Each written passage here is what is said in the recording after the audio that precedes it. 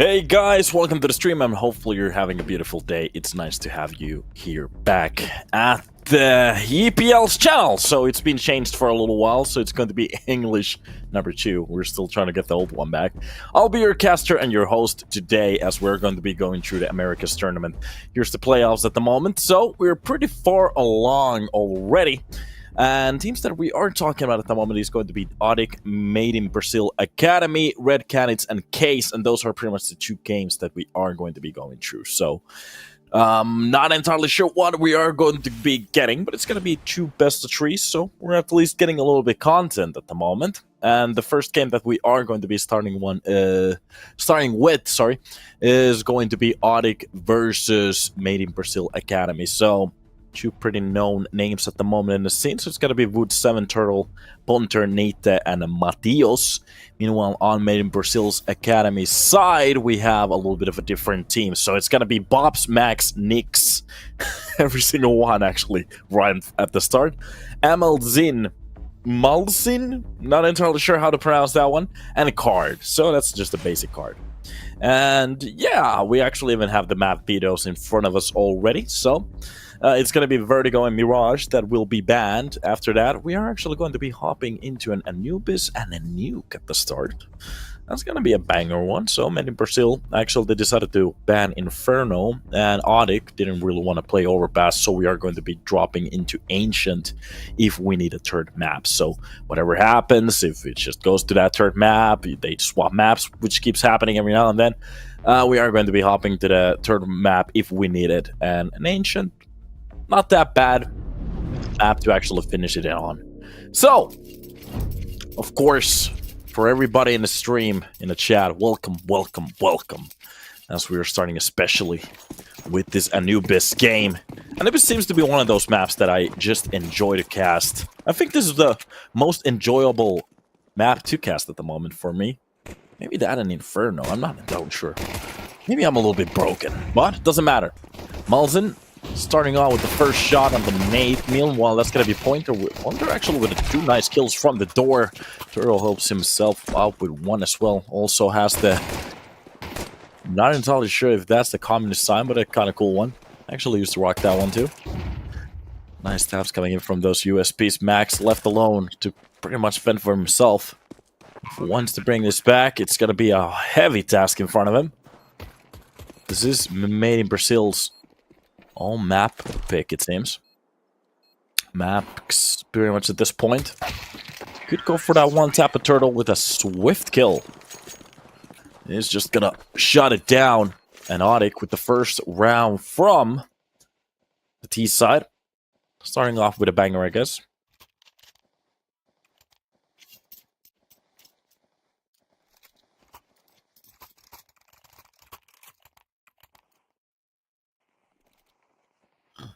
And here we are just pretty much waiting for a little bit of a response from Made in Brazil.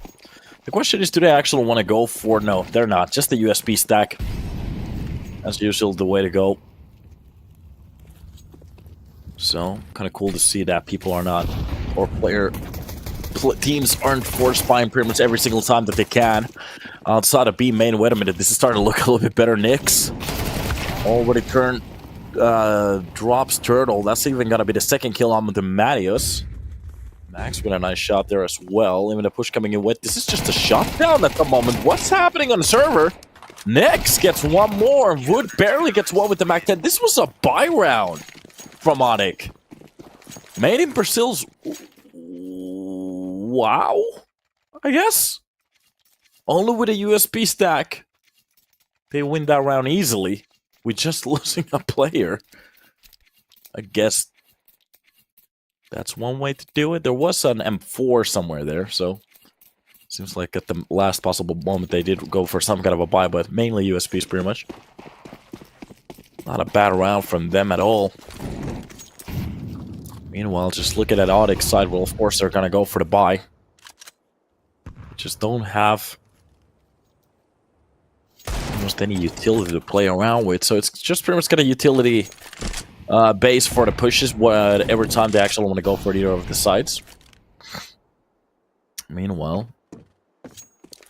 ODDIK they're just pretty much wishing for Made in Brazil just to make some kind of a mistake. Maybe for them to go for a peek a little bit too deep. I'm not really seeing that yet, so Max.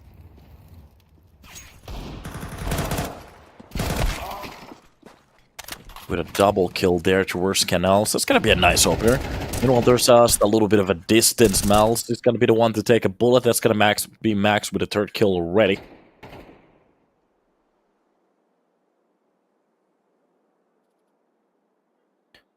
Slow play from Turtle. The only thing he can do pretty much from this spot is try to do some damage. But now Nix outside of A main is going to catch him off. And that's pretty much it.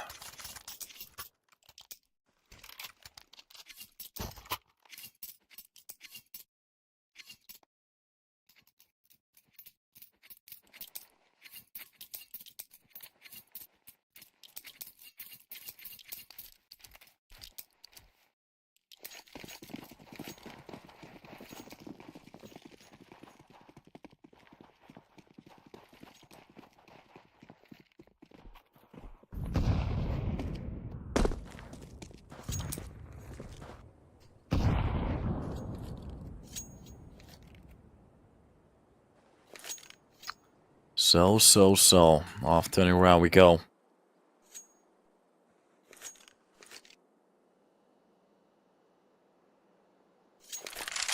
A little bit of a slower one. Seems like they want to stack up with those pistols.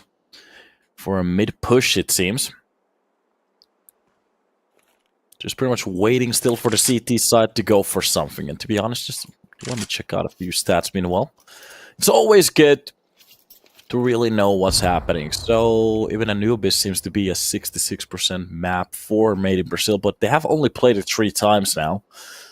Especially with the push coming in towards that mid. So a mid being played out at the clock. It seems like they're still just waiting. No real reason to go for any of the rotations. As long as the CTs just keep holding, this is just pretty much going to be a blend around. Every single one of those pistols might be cut down soon. The boost coming. Were they about to go for a Molotov use? Exactly. I think they're going to drop out of the window. Oh, getting a little bit confused and push, not really knowing where to push there. So it doesn't really matter. They get actually 2 kills out of it. Locks coming out alive. Nice swing towards mid, but Punter drops down one more. This is getting way too expensive. Well, the real question towards the A side is they could actually stick that bomb to the floor. If they can actually go for the round. But the problem is Nix already cut them off, so it's a 1 versus 1. Right, they very low in HP.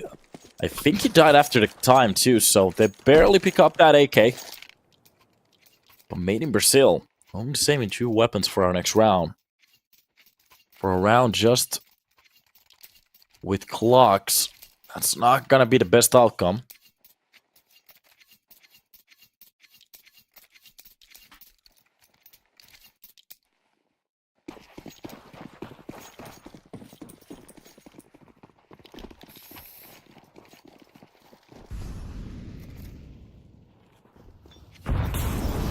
Ah, there we go.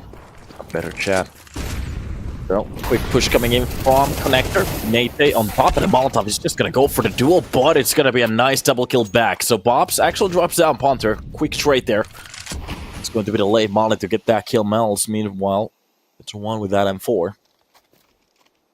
And ODDIK, to be honest, the push was nice. There's nothing wrong with the quick execution they decided to go for. Matios is going to be the one to actually drop 1 with that nade meanwhile. You can just see the body just lumping on that corner. Matios still in this 1-on-1, so Malson, if he's not careful, oh, he turns around at the worst possible timing. Not really actually even catching that nade. Even the long fight is a little bit sloppy. Nix, even from the air, controls the spray. Makes it happen, and that's going to be a round for Made in Brazil. Already with 4 on the board on their own map pick. Starting to look pretty good. And as long as they keep this up.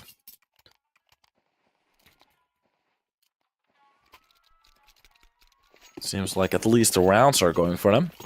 There's been a few sloppy rounds here and there. But of course, it's the start of the game. Mistakes do happen.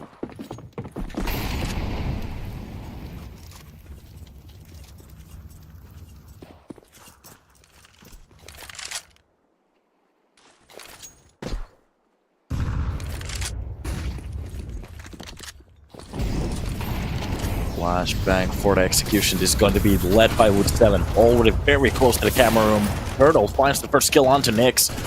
And it's going to be the pretty much A side open, but the problem usually comes out after. Still a player behind the side. I'm not entirely sure if they actually heard it. From the platform, they could have dropped him. No. Op shot misses. Woods finds actually the player on top of the platform there. It's going to be Matios with one. Max gets the one trait that they need, but they still have a player behind. That nade could actually drop down too. It's just going to take down the bomb planter. Turtle and Wood, very low in HP, especially with the smoke that he has at the moment. Depends where he goes for the push. What does the op read? From the pillar, Max.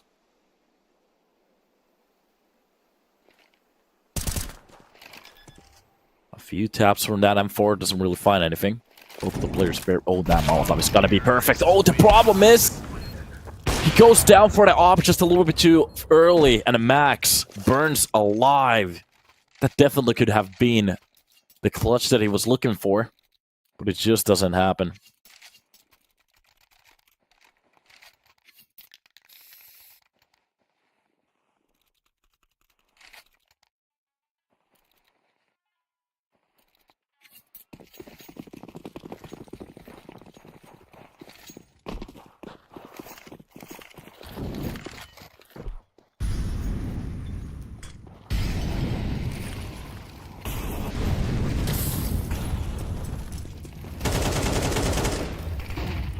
Nice early kills for Nate.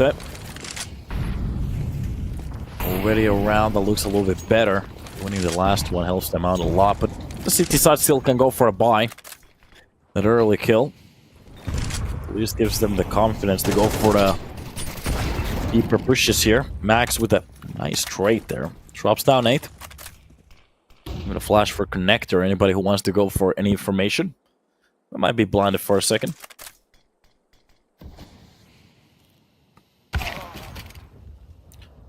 Punter drops down card.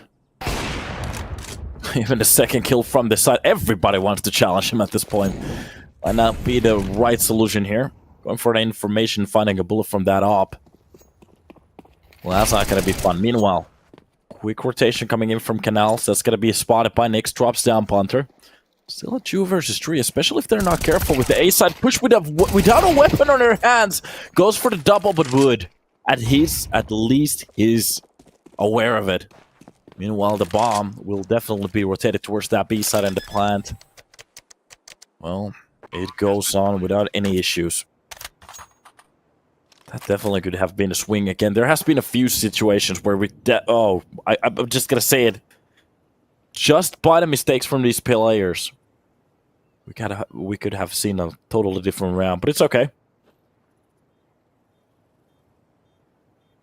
Another round for ODDIK. They're gonna make it a third, so turn round on the board, not the end of the world. Especially looking at the money from the San MIBR Academy.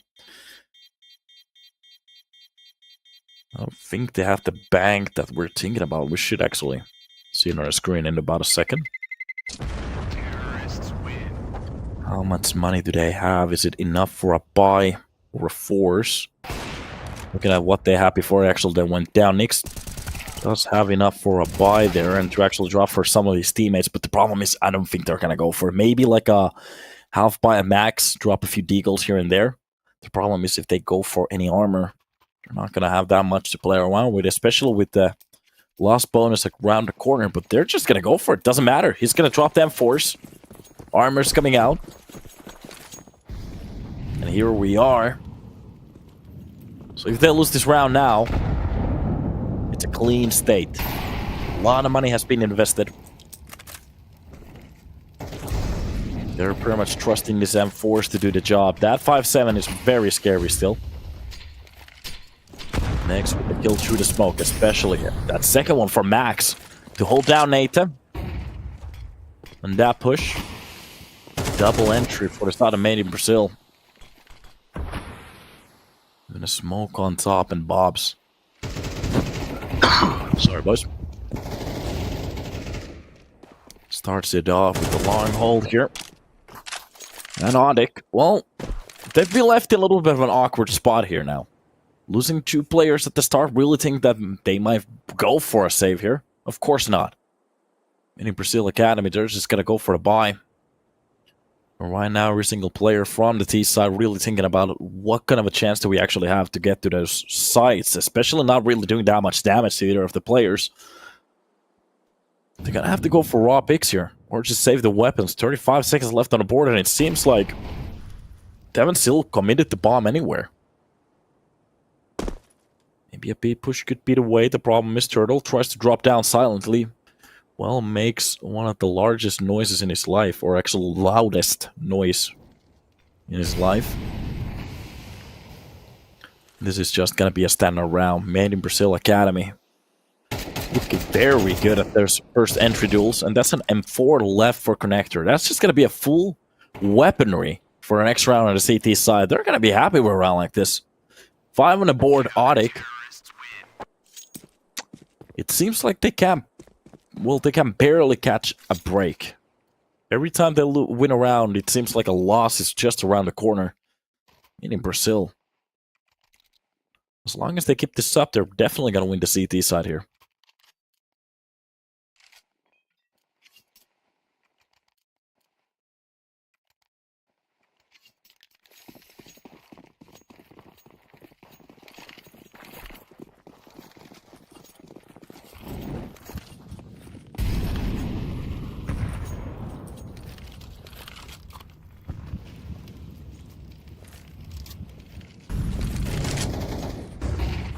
Push coming directly towards the B side, already behind a pillar. Max has been checked. That's going to be the op shot from Ponter.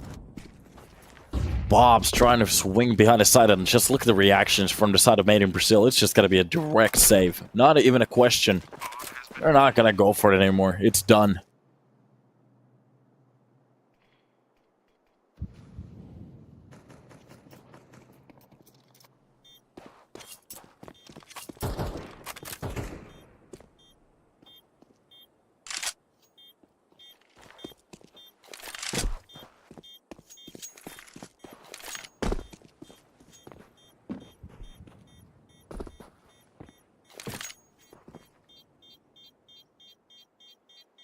Quick round.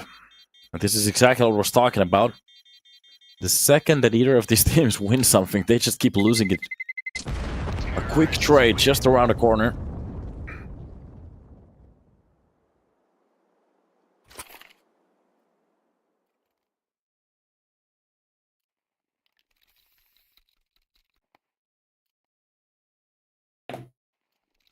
As quickly as they win around, it's going to be ripped away.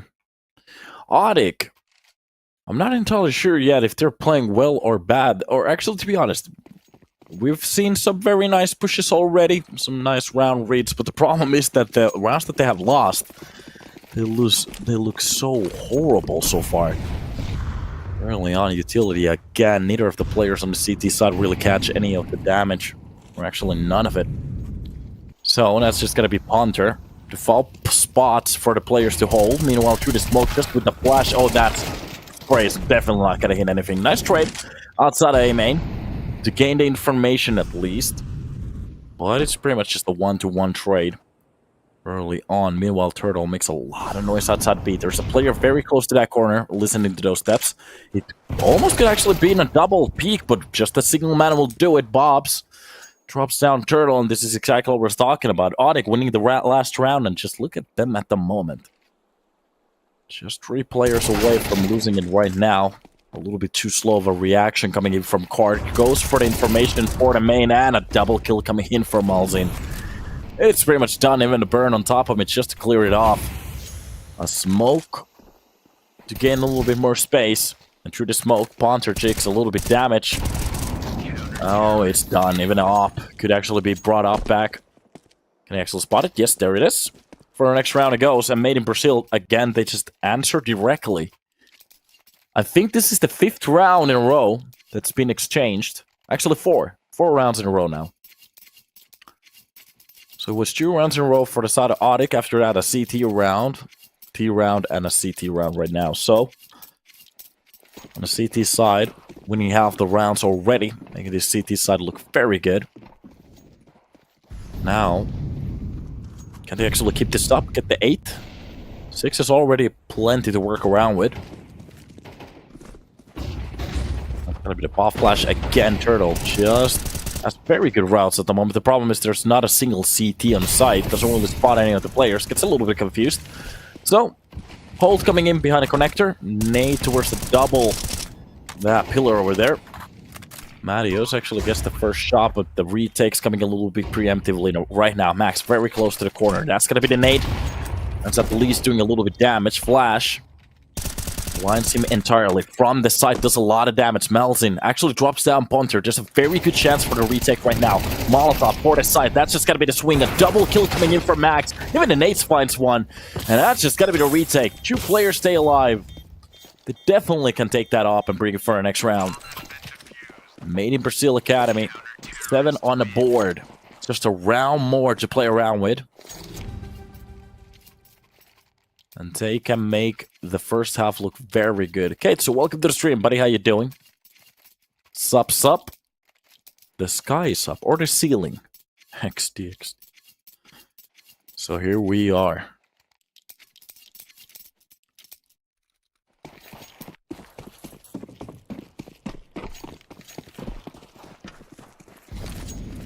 So, that Mac 10 scares me a little bit. Usually means that Turtle is going to be pretty much running in towards the connector. That's exactly what's about to happen. The routes are good. Keep working every single time, but this time around it seems like the CTs are getting just a little bit more space to play with. That Deagle actually finds Malzin. Keeper Molly towards the side from trying to edge out Ponter. He gets the plant.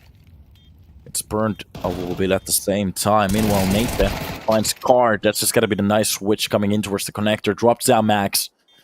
And from along Bobs. He has 3 players to work with here. Finds the player from the side. It's gonna be his teammate to take down the Quad. A double hold coming in from Quad. And of course, it's going to be the cheaper round to win it. ODDIK makes it a 5. Made in Brazil at the end. At least they had 2 rounds in a row. But as the CT side goes, that's okay. That's plenty to work with. So we did see some very good rounds towards the B side, but it seems like from the side of ODDIK, B side is pretty much all they could muster. The execution routes looking very good. Utility at the same time. Usually Turtle, before he went actually even through, he was very close towards the pillar. Before the first line of utility actually bounced back in. So no problems over there. The work that they did on that side was very good. Meanwhile, there were some problems with map control. We didn't actually see any mid-hits, any plays towards the A side, and the ones that they actually tried didn't really work out.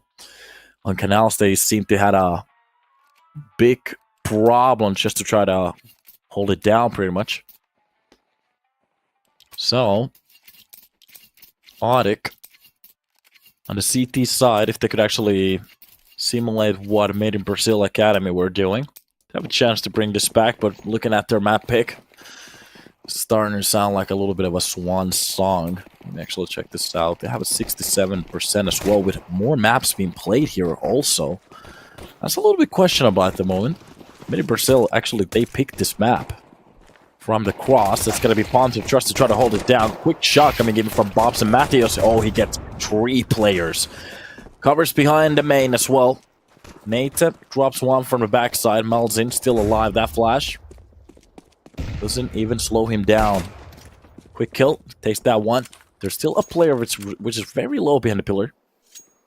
So if you can actually get a very lucky kill onto Wood 7.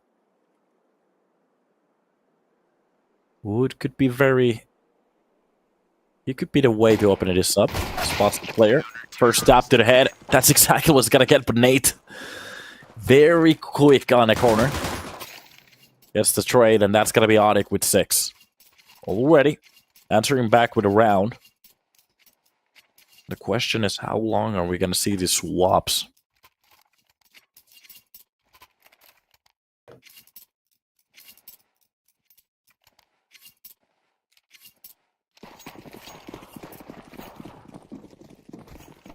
So.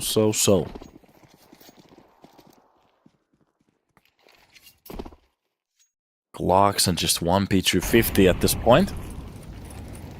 And Brazil looking into save for the next round. That's gonna be the best option if they didn't actually get the bomb down. No reason to mess with the economy here. MP9 finds a few targets, doesn't actually get any of the kills. That's gonna be M4 from the canals. Really wishing to hit some of those shots quickly. Flash for canal. Gets one of the players. Oh, gets stabbed to the face. That Glock does its work. Meanwhile, from the close angle, Malzin goes for the pick. Doesn't actually find any of the players, and that's done. And a round on the board to bring it back to a tie. Especially now that we are about to see the first buy. That's when it starts to get interesting from the side of MIBR. MIBR? MIBRI? MIBR? MIBRI? MIBR?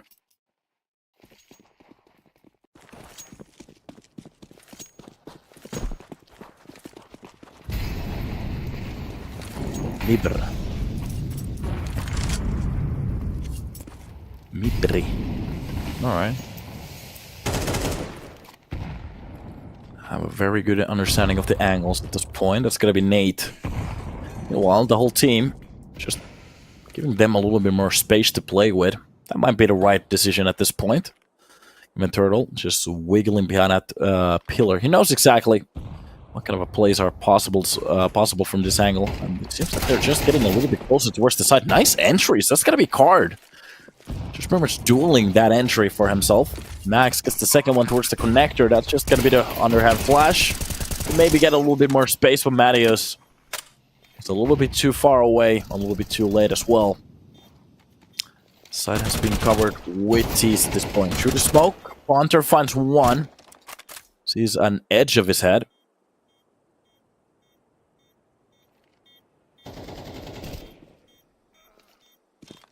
Wood finds a kill onto Card. The retake could be still on. They're gonna actually jump on top of the side, but oh, look at the swap coming in, especially with that kill towards the connector. But the problem is they're sticking it through. Nobody's actually checking the site. Ponter diffusing it in front of Made in Brazil Academy, and to be honest, there's a game to be played here. ODDIK. If they win this map, this could be a very quick 2-0. Fun fact, Nate in Portuguese is spoken the same way as Knight. Okay, Knight. To be honest, it makes sense. Night, you know? Nighttime. Alright. Thank you for the information, brother. How did they throw this? To be honest, the swap towards long was okay. I think they thought it was just a fake defuse. There was still a little bit time left. Maybe getting a little bit confused in the chaos. Getting a little bit confused in the sauce, you know? You got confused in the sauce. But it's okay. Every now and then, you have rounds like that. Of course, it kills you. Feels bad. But it is what it is. It's Counter-Strike. Why we love it. Flashes through that smoke. That pretty much opens the way for the side. Meanwhile, it's going to be ODDIK. On top of the heaven, that's still going to be Wood. Behind the smoke's just pretty much waiting. Depending what kind of utility they have. Goes for the little sloppy spray. Behind that broken wall, but that's just a little bit damaged. To be honest, Nex barely stays alive. That wasn't too far away. Max, for some reason, shooting walls. Finally gets a kill onto Turtle. That's going to be a nice shot for him. Second one onto Wood, and that's just going to be a one-man army. Pretty much drop down the round from ODDIK at this point. They kind of have to think about the fact that they want to save these weapons for our next round. So what's been working so far for ODDIK seems to be either retakes or the first line of contact. So they have to be very careful with letting Made in Brazil get that deep to the site.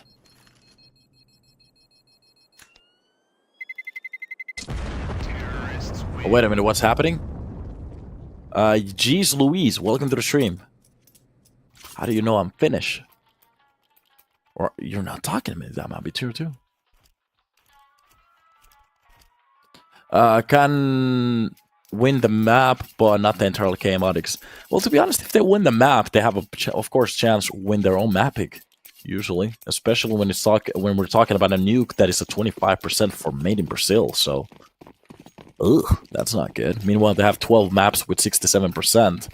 And to be honest, ODDIK, they didn't look that bad. They did make a lot of mistakes on the first half, though. But when it well, to be honest, we only saw pretty much the B-side execution.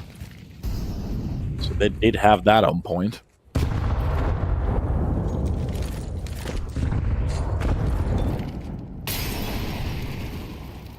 Oh, FBI, okay, the three-letter organizations. Love them. Bob's is going to be the one to actually hold down the angle. That's going to be the counter smoke to get a little bit more control. Gets a little bit closer to it. To be honest, it's a very good move. The problem is that the flash hits him. Oh, that sound cue. Tells exactly what the play was. So he kind of has to be careful. Enemy knows exactly what he wants to go for. Meanwhile, outside of B, they're just going to go for that execution. Getting ready with the utility. A blade that's worth for.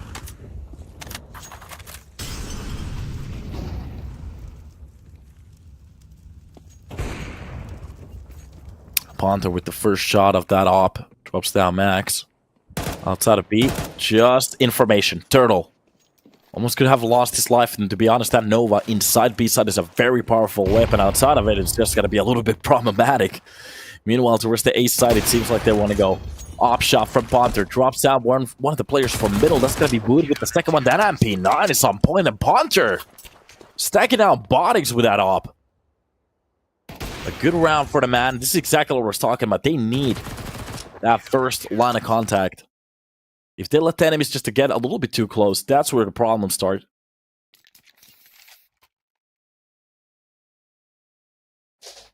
Oops, sorry, boys.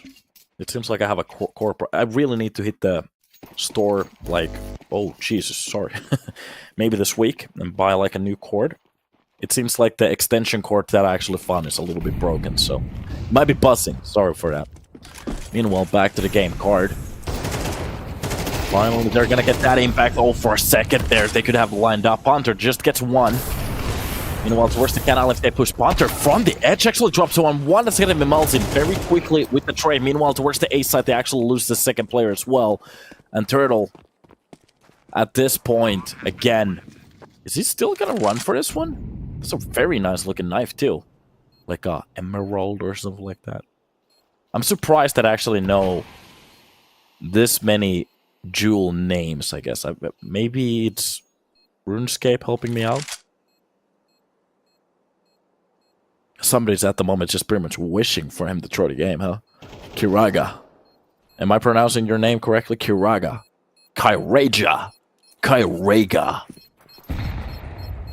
Yeah, sounds good, huh? Sounds cool. It's okay. A round for the side of MIB. So, made in Brazil, they're gonna actually bring it back to an... There it is, back to a tie. My eyes are bleeding. To be honest, not a bad round for Ponter. Of course, trying to stop that A-side push, but in the Brazil Academy, just with that aggression, they're just pretty much just waltzing on top of the side. Of course, you have some utility for your team that you can use to get away from that situation, especially if you had a player on the side. Seems like they were just ready for that push.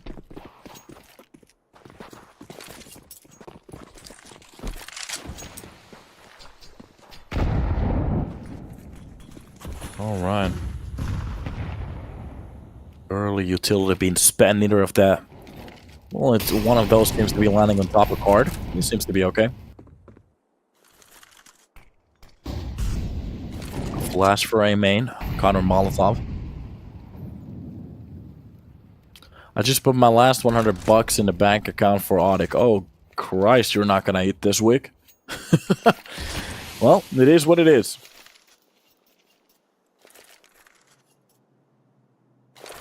So, early flash from mid. Meanwhile, it's going to be the same push towards the A side. It's been working so far, so why not now? Nick's very quick on that pull of the trigger. Doesn't really hit at the player, but Budi's gonna actually get one. He goes down quickly. Natios, meanwhile, from the camera, gets a double kill through the smoke. That's gonna be Ponter with one on the M4 and ODDIK. It seems like the boy is about to bring it back home. And the script is on point at the moment. Made in Brazil Academy. These rounds, they barely take a minute. The conclusion has already been counted. I don't see you. What do you mean I'm here? Hello? Jesus?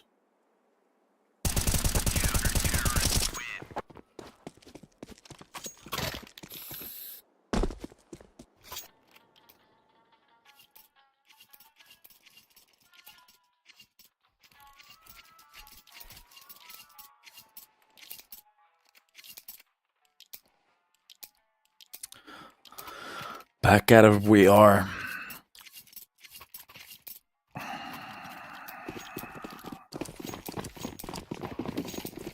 Let's see.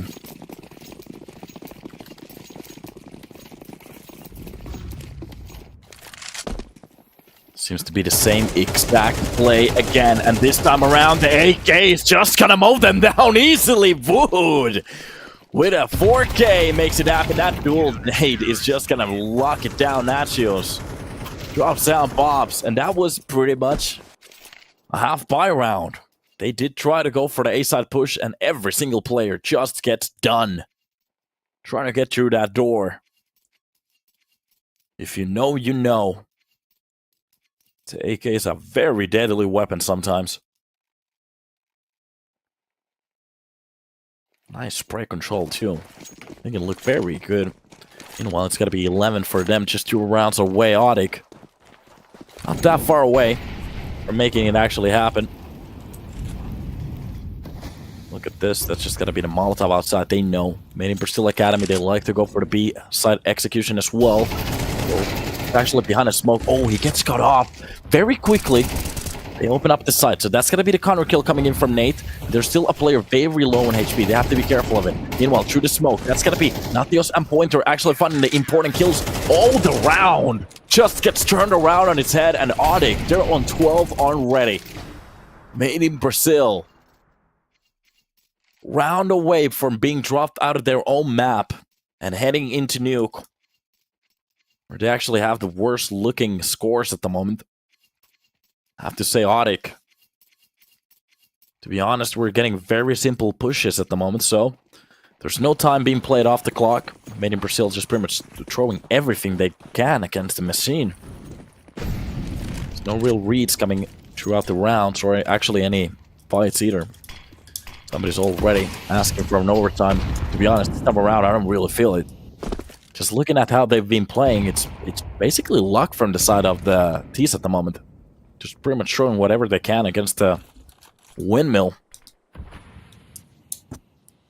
Oh, I really hope that Prime didn't bet a lot. Oh, God. So, the door molly coming in.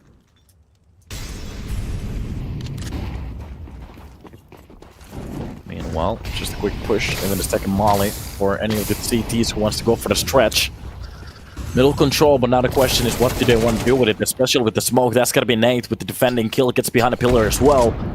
Molotov again lands, and that just plays a little bit more time. 55 seconds left on the clock. Oh, this is starting to smell. Ponter, close to A main. Knows the player's coming through. That's going to be the pretty much the shadow busting next. And from the camera, close angle, spot one of the players getting a little bit closer. Max does get the kill onto Ponter. That's going to be an important kill, but the problem is Natios is still alive. From quad, drops him down. Wood from the cross. Tech 9 on his hands. It's going to be a pistol battle. Behind the backside, a Michael Jackson peek coming in from card. Got a little bit closer in this round. The problem is Nate drops down from...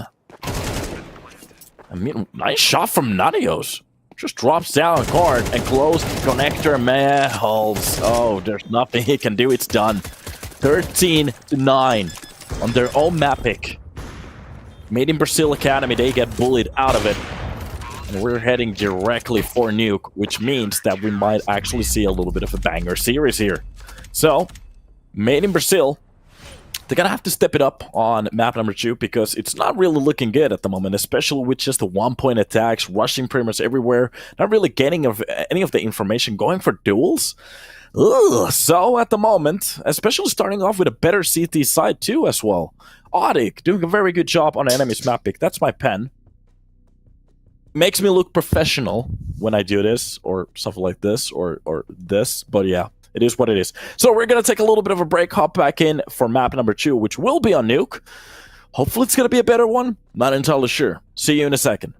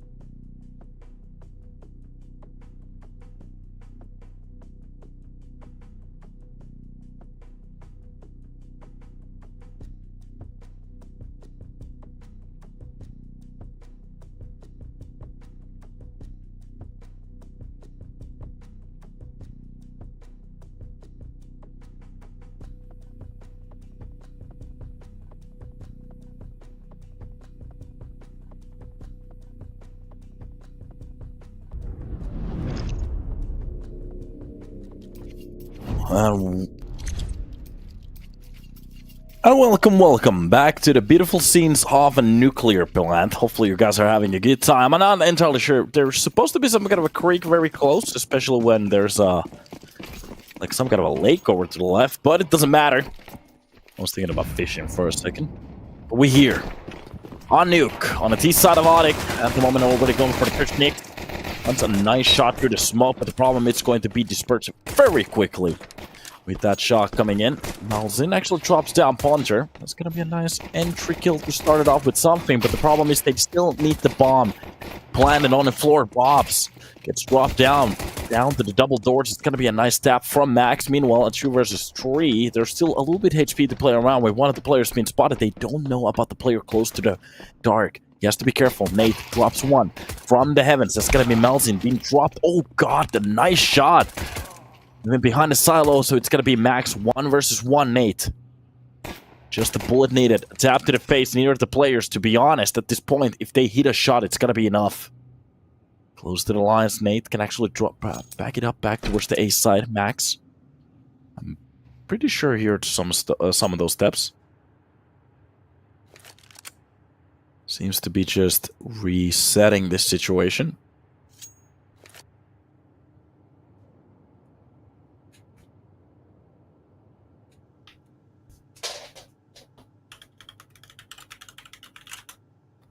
This is just a slow round at this point. You know, if the sides really want to lose a round like this, of course, the pistol. A very good way to open it up. Nate closing in from the main. If he reads this well, it's just going to be a bullet from Max. Meanwhile, oh, the timing. He actually hits Nate. He's still not down. The bomb will be planted behind the silo. He has to kind of go for a run now. They're going to get the money at least. Max dropping down behind the silo. This is just a mind game at the moment. Neither of the sides. Anyone just hit a shot at this point. Nate goes for the swing. He actually defends it. ODDIK. Oh, no. Not a single bullet left. Unbelievable. What a play. Actually wins this round. Both of the players so low. He actually hits him on a cross as well. I think he grazed him through the middle side of that corner on hot. I don't really know what to say. That's a beautiful round. A good round to be spotted. And won by ODDIK already. Literally just a stab to anywhere on the body, but the problem, of course, they don't know. In hindsight, is 2020. He doesn't know how much HP he has. First to go for that headshot. Meanwhile, already, this is a buy round from MIBR, made in Brazil, sorry. And they'll pretty much just get the first kill from the site, and that pretty much gives them the idea. They need to save. For some reason, Wood peppers the side of that silo. So this is just going to be a quick round for the side of ODDIK. With the armor that they have, they can just buy for the next round, so it's not going to be the end of the world. But of course, there's just a little bit of a problem here. The question is, how many rounds like this can they actually lose? I don't know.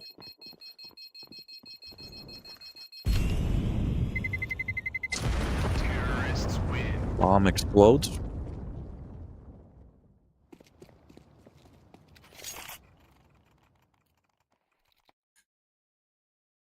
And here we are, off to a better buy. Oh, a lot of money being saved for the economy towards the next round as well. Meanwhile, on the side of MIBR. MIBR.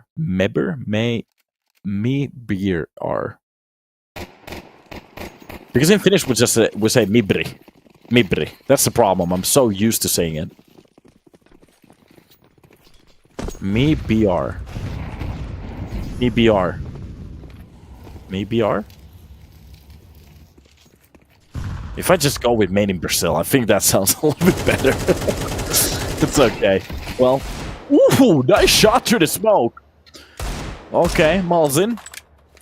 By the way, how is M-L-H-Z-I-N supposed to be pronounced? Is it Malzin?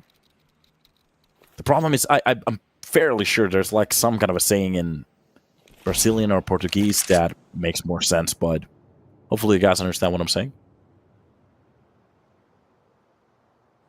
That's great how you how to pronounce it. Okay, Malzin. Malzin is okay. Okay, let's go with it.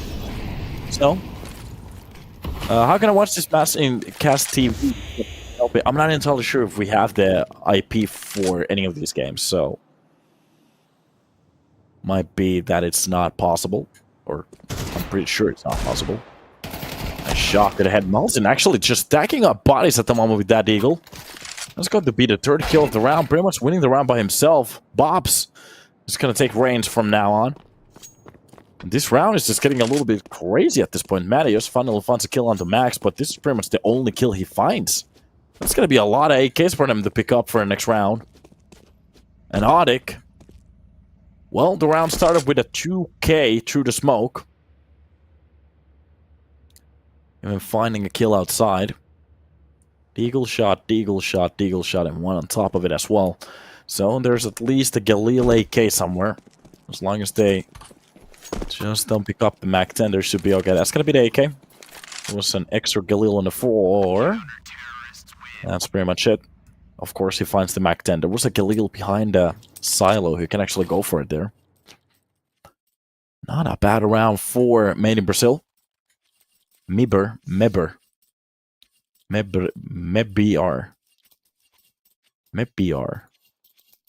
I think I need to hear somebody say it. That's gonna help me out. I might actually listen to a cast or something like that. It's good, okay. Yeah, it's making me crazy at the moment. One of those people, when I hear it wrong the first time, I really want to correct it after it, but yeah, let's go. Meanwhile, outside, Nate smokes himself just a little bit closer towards the red. I'm not entirely sure if they're really counting there to be an op outside, a card. It's going to be the one to actually hold down a cross. Meanwhile, next from the ramp, just pretty much waiting for the push that's coming. ODDIK, still not really going for anything. That's going to be the deeper smoke to play a little bit more cover for the ramp section. We have been seeing many variants towards the ramp hold here on the new version of the nuke. Cedar Creek Nuclear Power Plant. That's exactly where we are. The safest place to be, huh? Okay. Oh, isn't that funny? Meanwhile, Ponter just holding down. Actually spots down the player. Tags down Ponter. Literally a bullet needed. And that should be the kill. ODDIK. That was Ponter actually holding down the secret. You get surprised at the worst possible time. I think they actually threw a flash on top of the red for him to go for that kill. Meanwhile, Mattios still holding down the hut. This is just time being played at the moment. Closing in towards the secret. If he actually gets this first kill, they can go for the A-side pop, but the problem is Bob's doing a lot of damage this round. Already tagging down two players. I'm not entirely sure if the nade hit, but Mattios upside is going to get the double kill to entry up the B side. Sorry, A side. That's going to be Bob's, at least with the kill down below. But from heaven next.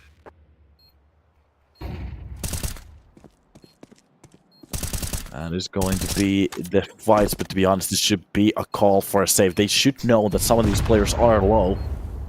Have a Nank to push out the player if Nyx decides to go for a plant. Wants to defuse it, of course, but from the CT side, it's going to be called off. MIBR. MIBR? Hey, starting to look a little bit better. Starting to sound a little bit better. They're going to opt out to save this round. Oh, Kiraga gave me the confidence. Thank you, brother. MIBR. I think so.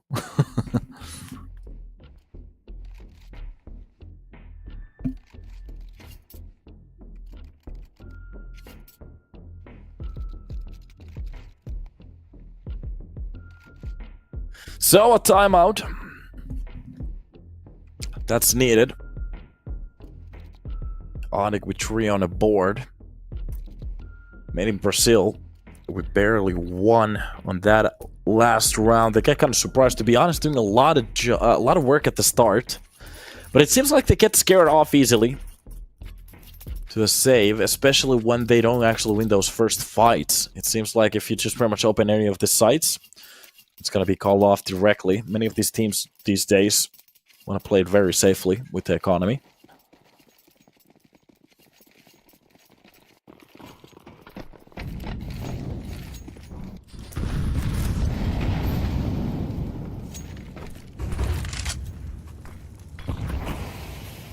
Meanwhile, smoke deeper towards the single door. That is just going to be a kill through the smoke. Oh god, Turtle with the entry behind the pillar. They're actually just going to open up the whole site. That is pretty much it. Matios gets the kill behind the silo. I'm not entirely sure where the third kill came out from, but it's pretty much done at this point. Even with that kill from Card, the save has been called. There's absolutely no reason to even try for an push at this point. If they get a kill quickly on, that changes it a little bit, but the problem is it's really not looking good, especially with that shot. Panther even drops down to op. That's going to be a very expensive try to recover that op now. Mix with the solo AK, and I think Panther with Medios have a very good idea what's about to happen, especially with Mix getting a little bit closer here.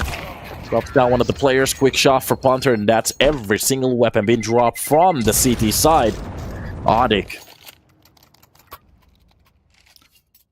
At the moment, these executions looking very crispy, and we were talking about it on a later round, on the last map, that some of you were not really thinking about the fact that they could come back and actually not even come back, just to 2-0 it pretty much. But of course, after that Anubis on their own map, they just, well, seem to be having just a little bit more control here, and a bit of a better game as well. Gonna just be the same stacks again. This time around, it's going to be 2 M4s trying to cover up that hole. Anybody wants to get through it has to go through those bullets. Already down below, the bomb gets planted. Next, burning down by that Molotov wood. Not sure if he's really expecting for anybody to be this close. Some of the players very low in HP at the moment. Down below, it's gonna be Turtle. Just hunting for a player. Meanwhile, Wood very low in HP. Even the player's not really going for a retake. I'm not entirely sure what's happening at the moment. Made in Brazil. Are they actually going to save it around like this? I was waiting for the retake. I was literally watching where the players are posted at the moment. They're not even going to try for it. Oh god, even losing the op from the back. Doesn't matter if Turtle and Wood, if they go down. Just look at the economy at this point. At least they retrieve that one up. But this is just horrible at the moment. What is this? On a CT side, you lose the control from the upper side quickly. They actually go for the lower side push, get the plant down. You get a kill. Knowing that some of the players are low, you're not even going to attempt a retake. You are just bleeding rounds at this point. The problem here is that it doesn't matter how many rounds you save. The problem is that you're losing rounds. So many of them as well. It's not about saving at this point. Just try to go for something at least to change down the script. Seems like they're just taking it, lying it down. This is just sad at this point.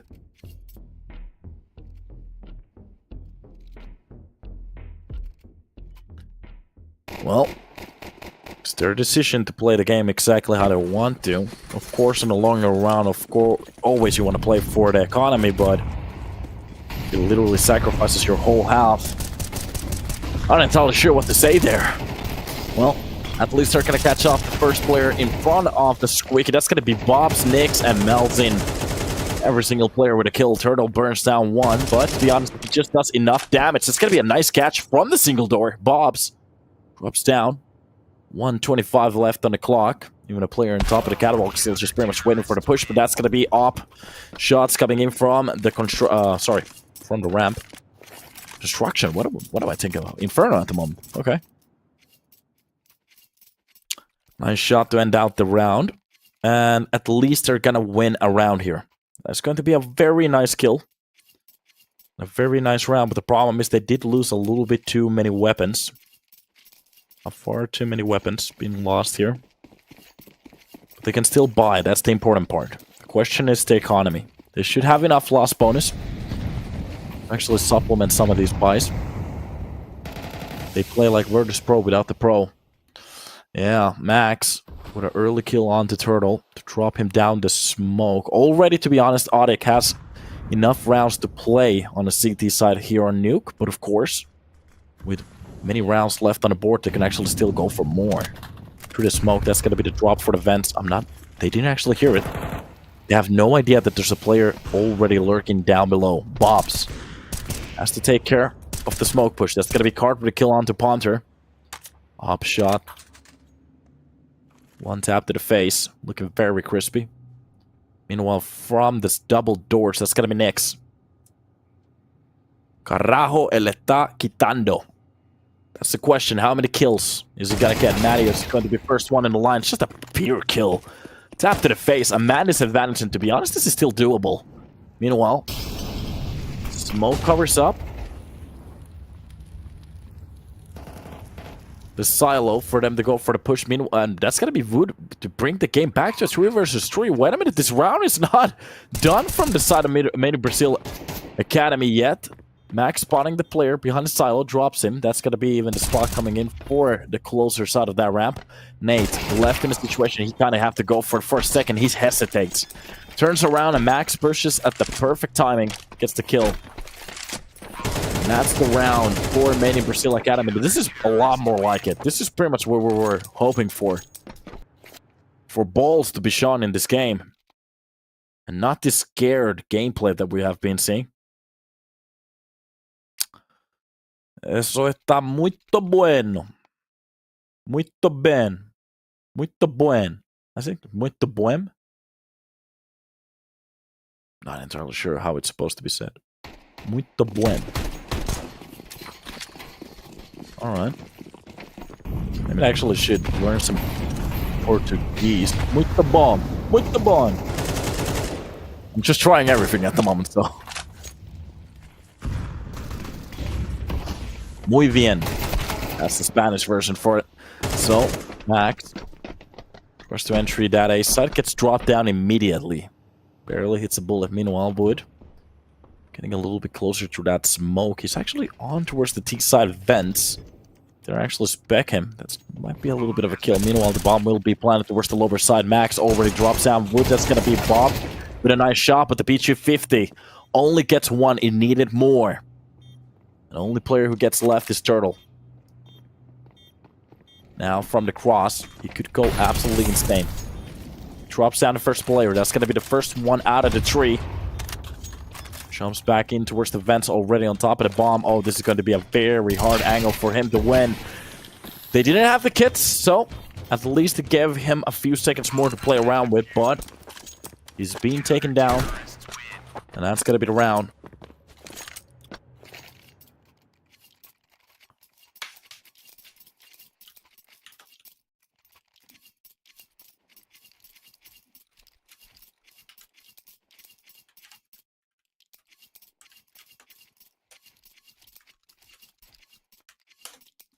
And here we are. Off to a new round we go. Made in Brazil Academy, just a round away from a tie, but to be honest, ODDIK left with a few rounds here to play around with. They get all of the tree. That's going to be an 8-4 health. To be honest, that's just pretty much going to be the final nail on that coffin to shut it down. A 2-0 could be a very good start here for ODDIK to go through the upper bracket. Meanwhile, Made in Brazil Academy, they still fighting for this. Knowing that it's going to be a lot harder from the lower bracket to actually proceed. Card, just patiently waiting with that off. Meanwhile, somebody took a lot of damage from that nade. Nade on top of the smoke just to clear it out. Meanwhile, towards the warehouse, that's going to be Bob with the perfect timing to drop down Ponter. Turtle gets the trade onto Malzin. Oh god, just look at the push coming in. That's just going to be the ace side execution. Wood gets the kill outside. Meanwhile, Mattios drops a player towards the ace side. Leaves Max questioning, but the problem is ODDIK has two players who are very low on HP. They have to be very careful now. And that's a good fake coming in. Just making noise towards the ramp. To be honest, he could actually drop down to the lower vents. And that's Turtle. Still in towards the lobby. They have no idea where one of these players could be at. And as long as Turtle stays alive and focused. Push coming in back to the lobby towards the ace side, it seems. Max. They have pretty much just swapped positions. And Wood, if he just goes for the main peak, he's going to spot the player. Meanwhile, the bomb will be retrieved. The plant behind the silo will be happening. Max Goes for a little bit too deep of a peek. That's going to be a nice kill from Turtle to bring it to back to a 1 versus 2. Both of the players very low. Spotted. That flash pushes Wood out of that corner. And it's going to be the 5-7 to reign supreme. Gets around. Made in Brazil Academy. Barely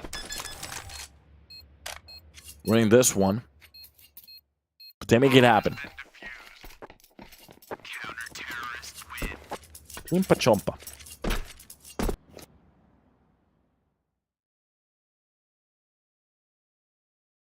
Baby chimpa chompa. That's a cute thing.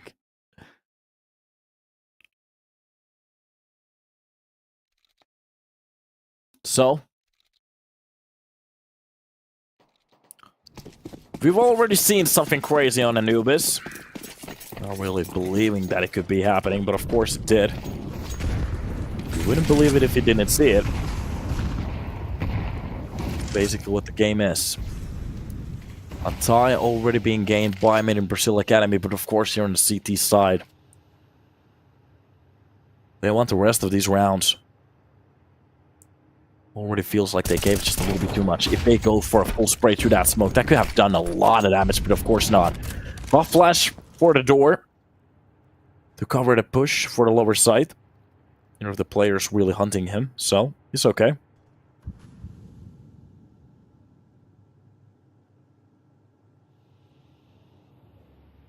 And the silence across the round.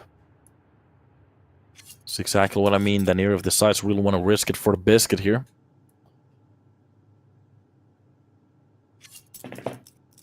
And looking for a little bit of an entry.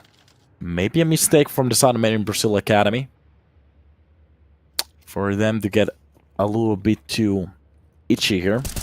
Get that information. Meanwhile, the push outside is going to work out perfectly. Bobs actually finds Matthews on the setup. Meanwhile, Wood, just waiting for his teammate from top to actually get that kill. That is going to be a very nice better kill. Meanwhile, Turtle still towards the ramp. They could actually go for the lower side push. It's going to be 25 seconds left on the board next. To be honest, as long as he takes care of the first line of attack, that's going to be enough.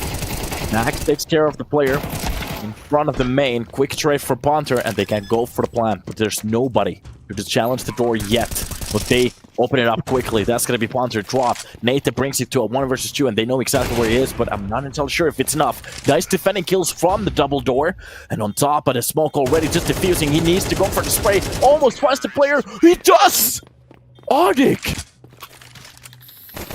A surprising round will be won. And by the tick of that hair, they're going to win it. Look at this. Even getting a little bit questionable for a second. He doesn't actually believe it. And it's going to be the bullets flying across the spray to get him. Around for the side of ODDIK. They still can make it a 7. And just look at the impact of winning that one round. No loss bonus. Destroys the economy directly. That's just going to be MP9s with 1 M4s and an XM. On top of the silo like a hawk. Just pretty much waiting for an enemy. Make a mistake here. ODDIK. With a ridiculously good T side already. Still 1 on the board. Quiet round here. So it's pretty much still waiting. Woody. Spending his smoke towards the main as well. And Nick's getting a little bit closer to the lines here. There's still a hold here. They have to be careful. Nate is going to be hunted down by Next. It's just going to be the trade kills coming in. Turtle is the only one to actually get a kill from that lobby rush. This is going to be a lot of information, but the problem is Woody. If they back up towards the A side, no. It doesn't matter. Card swings the main, gets the kill onto Woody, and that's pretty much it. The 2 players left alive. They have a wall in between them and the site. Outside, just a spray from that MP9 drops down Adios. Meanwhile, Malzin is going to find the kill onto Ponter. And a 6-6, a tied round here.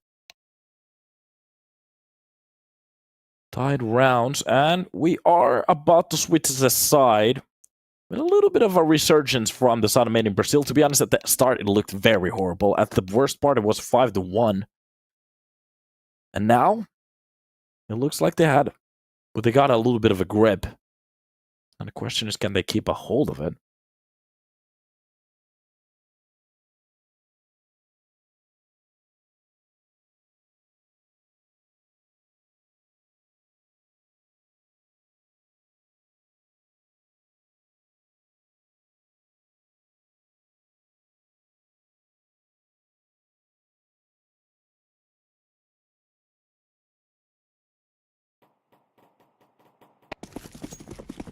And off we go.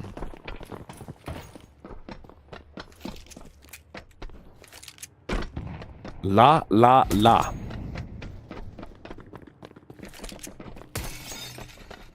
Already swapping towards the lower side. Pretty much hearing the push coming behind him.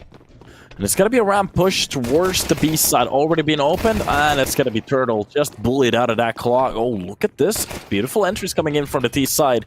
Every single pistol just pretty much finding a headshot at this point. And Marios, before he even starts the round, it's pretty much done. And as the sole player, he stays alive.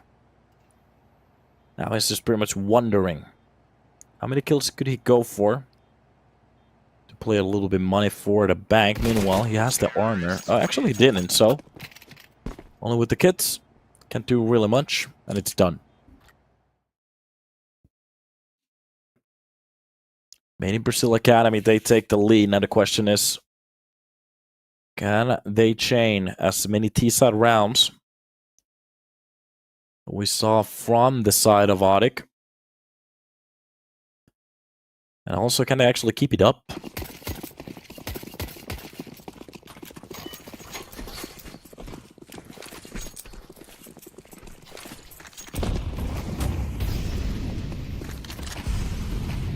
Shots through it. Not even gonna test the smokes here.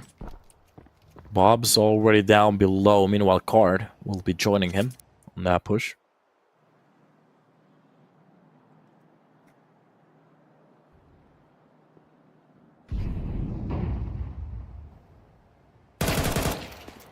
Nice shot from Malzin. Dropping wood. That's gonna be a very nice kill at the start, of course, but these are just pistols.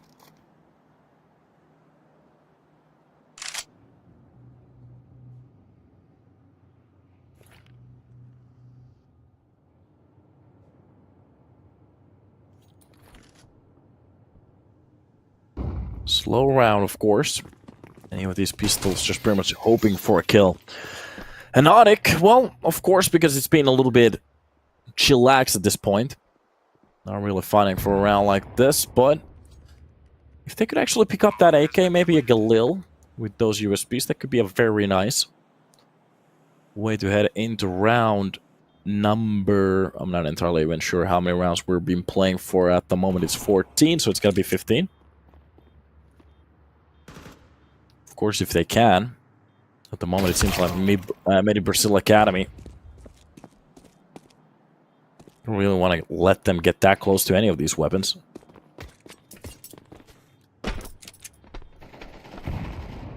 USB shots really just heard. This is one of those rounds where basically nothing happens. Just waiting for the clock to run down. And off to a new one we go. Looking at the buy that they're going to have for the next round. They saved the full round. They're going to have the loss bonus on top of that. So at least it's going to be something. But it's not going to be perfect. So with these M4s, they really want to challenge the enemy team at the start to bring them down. Meanwhile, for Made in Brazil Academy, they can actually play just a few seconds off the clock and then go for an execution here and there, depending on how many utilities ODDIK decides to play for. So if they actually spent those smokes, for example, at the start, early on, that's going to be a little bit of a problem already. Of course, outside of utility is going to be okay. It's just to take control of it. Meanwhile, towards the A side is where we're going to get the real story. Close towards the doors angles. That's going to be Marios. Holding down the line. Even a blown nade for that smoke. A counter smoke coming in. And a nice kill for Ponter. Still alive, actually. Letting one of the players get through, but it doesn't matter. They have the man advantage. Let them get the lower side. Meanwhile, Turtle is just pretty much waiting for the push here. Just look at this utility reigns in. It's going to even be a push from the double door. Spots the player on top. That's going to be the bomb dropped as well. And the push coming in. Oh, if this gets any more sloppy, it's going to be a little bit of a problem. From the single door, they can hear it being opened. And there's another problem with some of the money here. It's going to be expensive for them to retake this. A little bit pressured as well. Nice shot upper to bring it back, but immediately... Oh god, the double kill from the single doored wood. Already deciding to go for the op save. Made in Brazil Academy, they're gonna make this a 9. Are we actually going to be seeing a swap in this round?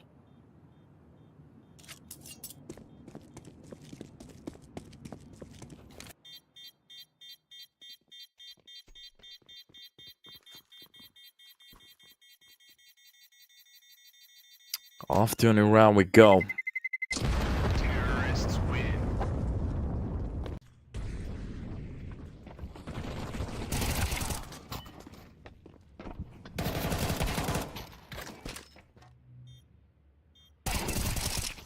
A bit of a problematic start here.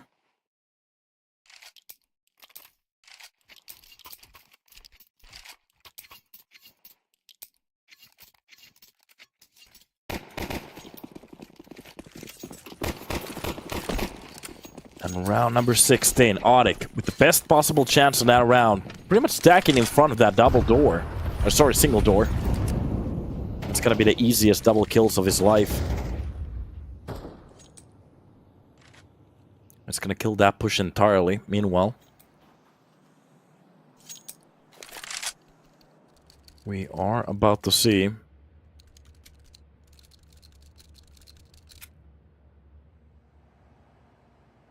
another attempt. Of course, it's going to be a little bit of a broken buy here, as they just saved pretty much that one M4. Actually, they saved the op, sorry. And actually buying that M4, it's going to be an MP957 and a Deagle. So pretty much the pistols here. We have seen some crazy rounds from them as well. I'm just very interested in what kind of a play they want to go for. Are they going to go for the first line of information, melting through the smoke? Oh, he spots the player. Actually, through the little gap that he makes from those bullets. Small kill for him, and a very good one. A little bit of an unfortunate timing on that switch. Happens every now and then, of course. Wood finds out Bob's outside.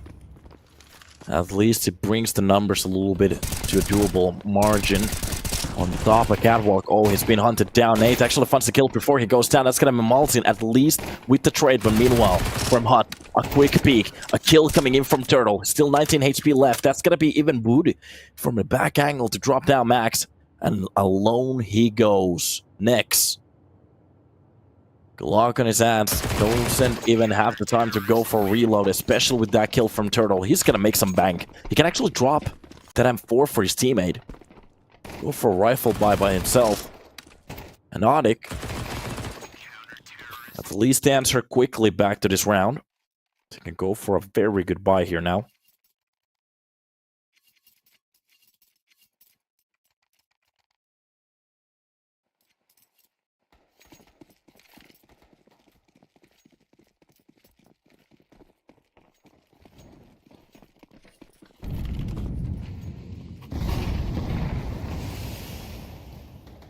Outside utility being used, but there's not a single T at the moment holding it.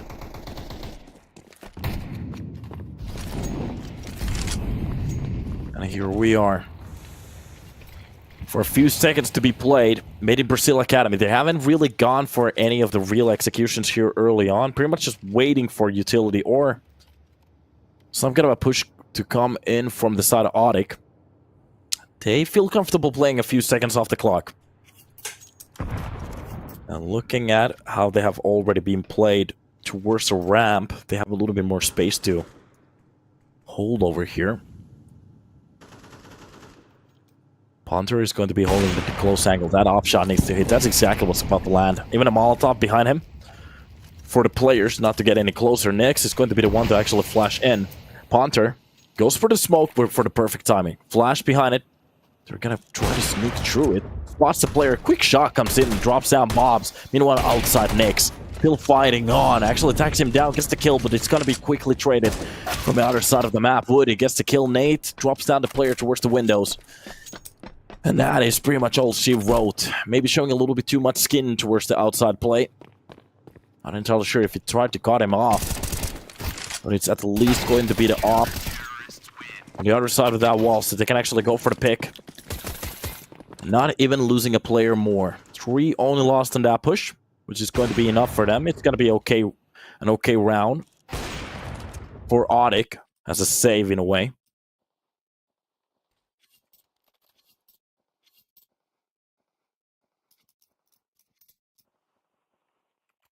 And a very good round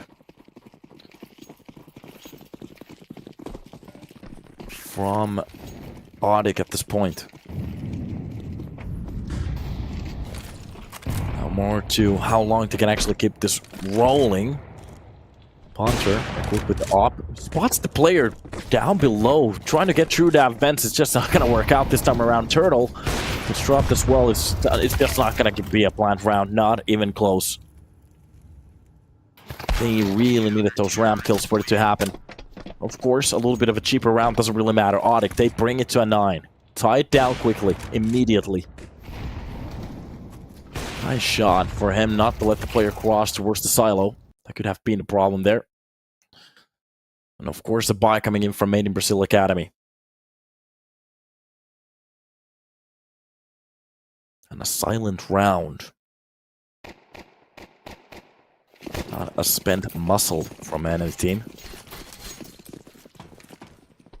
On top of the ladder they go. Utility on his hands, pretty much ready to be thrown for any of the executions here. Meanwhile, on top of the warehouse, he's gonna get the first kill. Even spots the player outside. Oh god, gets away with 2. Pretty much for free. Even throws and jukes a nade behind him. Outside still fights go on. Even through the smoke, Mattios is gonna get 1. And this is just a horrible round for the side of Made in Brazil. Those smokes. They play them out so well. Whatever they try to go for, a bullet always finds them. Meanwhile, already on top of him, Max. He has to go ballistic to win this round, but of course, this is going to be just a swan song. So that USB. The drop on top of his body just to make sure that he knows, that they know, it's done. 10 on the board, ODDIK. Just 3 rounds away from a quick 2-0. Made in Brazil Academy. Losing their own map pick on Anubis. Here on to Nuke. Looking very weak at the start.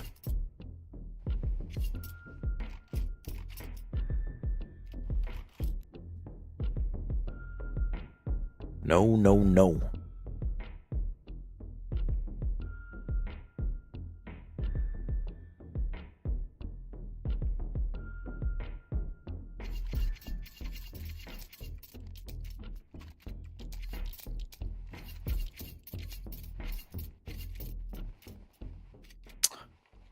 All right.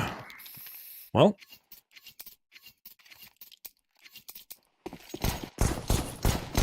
Another attempt. Made in Brazil Academy. Well, they're not going to go down easily. They're going to save a little bit of money for the next round, of course, but it's going to be a buy. Not entirely sure how many lost bonus rounds do they have to really pay attention, but we're about to figure it out in about a second.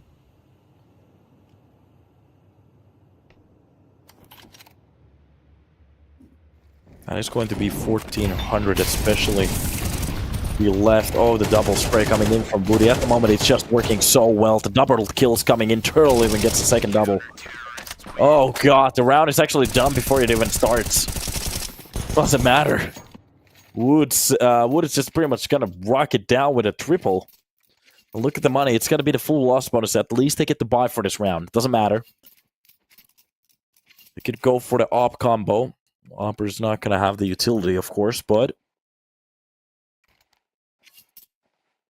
as a buy round, it's a very good one. Now more towards the point, what do they actually want to go for? What's the plan here? What is the play? A lot of utility against them. Even a few spray bullets actually hits through the smoke. The idea seems to be correct for Mattios. Knows exactly what kind of an angle could be at the other side at this point.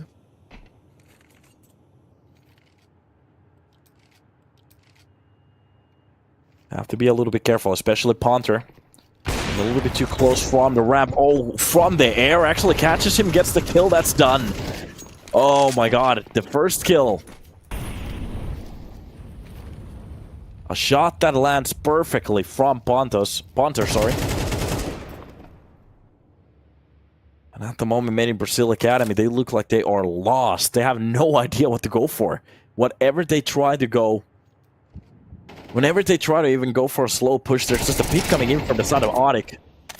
And through that metal, sheet metal, they're going to do a little bit damage. But to be honest, they do a lot of damage back towards the players on the A side. So Marios, Nate, very low on HP. So if they decided to go for the A side hit, this could be a very good round for them. But of course, it's going to be the challenge against the main opper.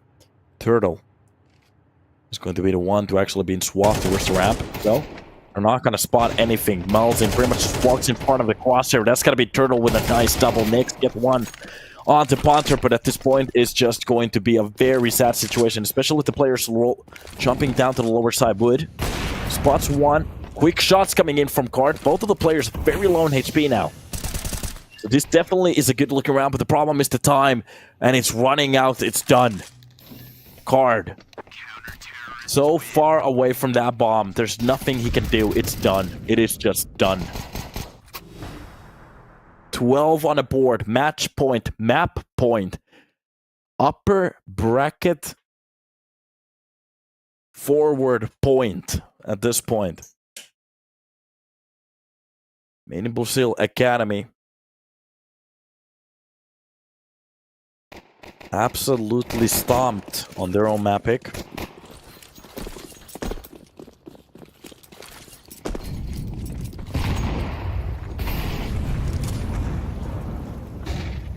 Meanwhile, just a ridiculous play.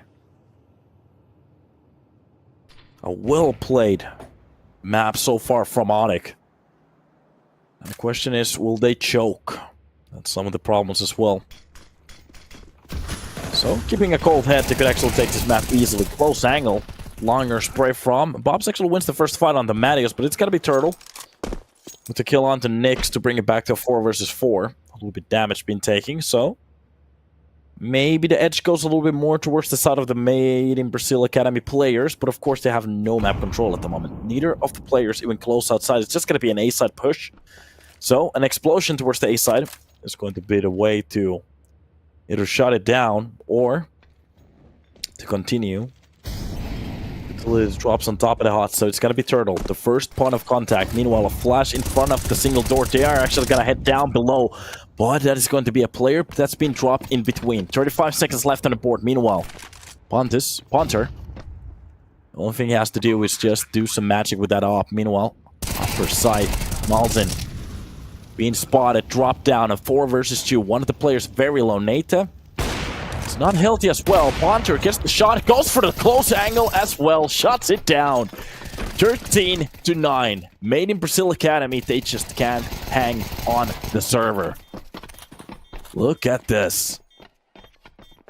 What a game. And I have to say it, from the side of Made in Brazil Academy, I was actually waiting for a little bit too, a bit more, I guess, but in a way, of course, an academy team, so they're still learning. It is what it is. Just have to say it. ODDIK with a very good map there, winning it 2-0, 2-0, and making look very one-sided here. So they get to actually continue the upper bracket run. Made in Brazil Academy, they haven't dropped out of the tournament. They're still actually okay. So on the lower bracket round, not one. They're pretty much waiting for the loser of Red Canids and Case. Meanwhile, ODDIK is pretty much waiting for the winner of that matchup. So we're going to take a little bit of a break, hop back when we're ready, and see what's about to happen on the second best of 3.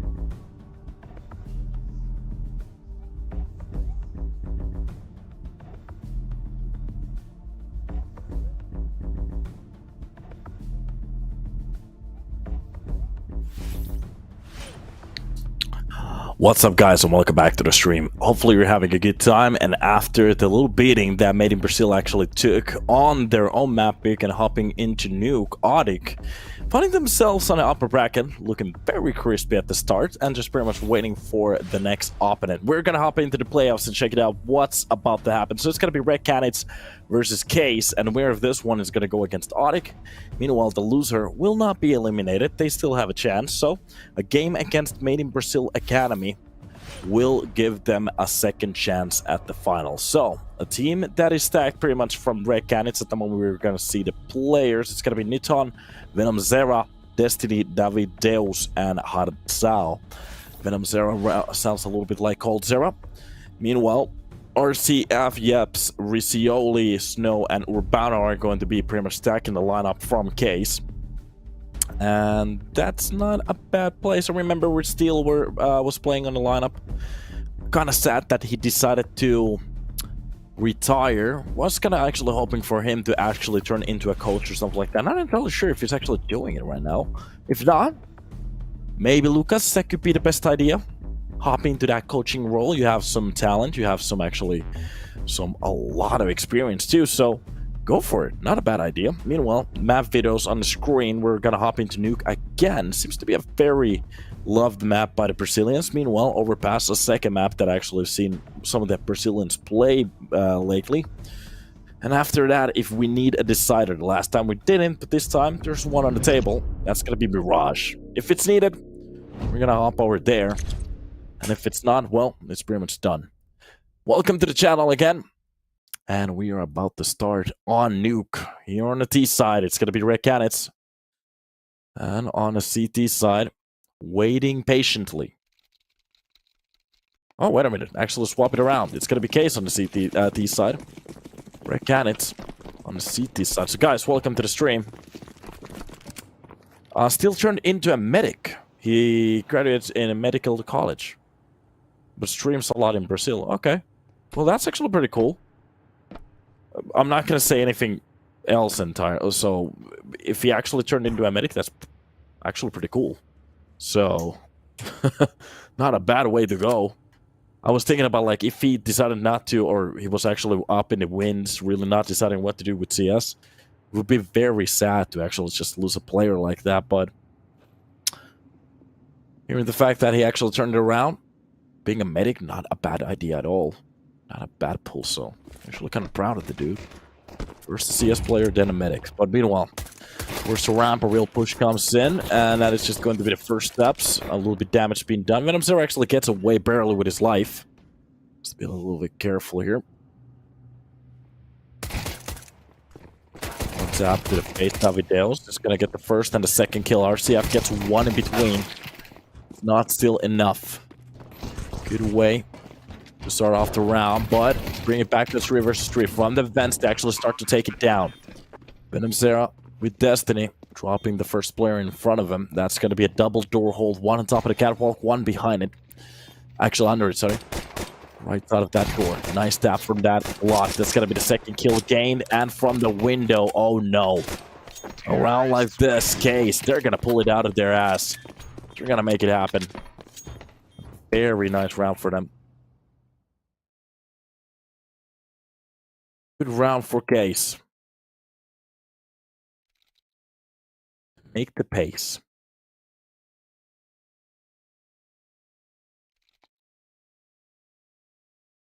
Off to a new try we go. For a second, the Red Canids looked like they could actually win that round easily. Managing to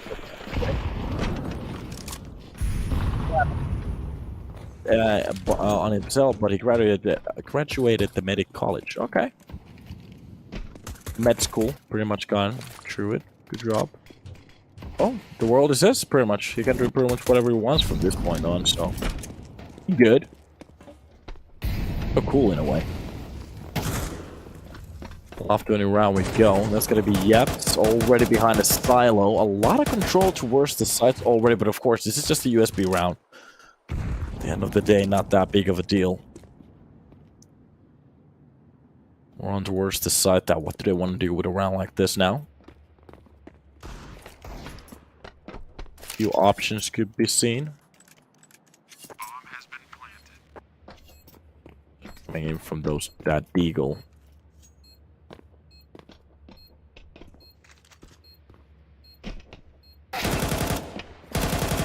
Up to the face, Newton is gonna go down. RCF actually closes it down with you, so we're not gonna get any surprises from the USBs this time around. We did see something insane on the last best of 3, so very much gonna be all she wrote now.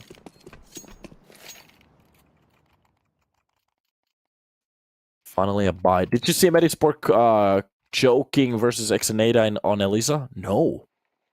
No, I didn't. Wait a minute, what happened?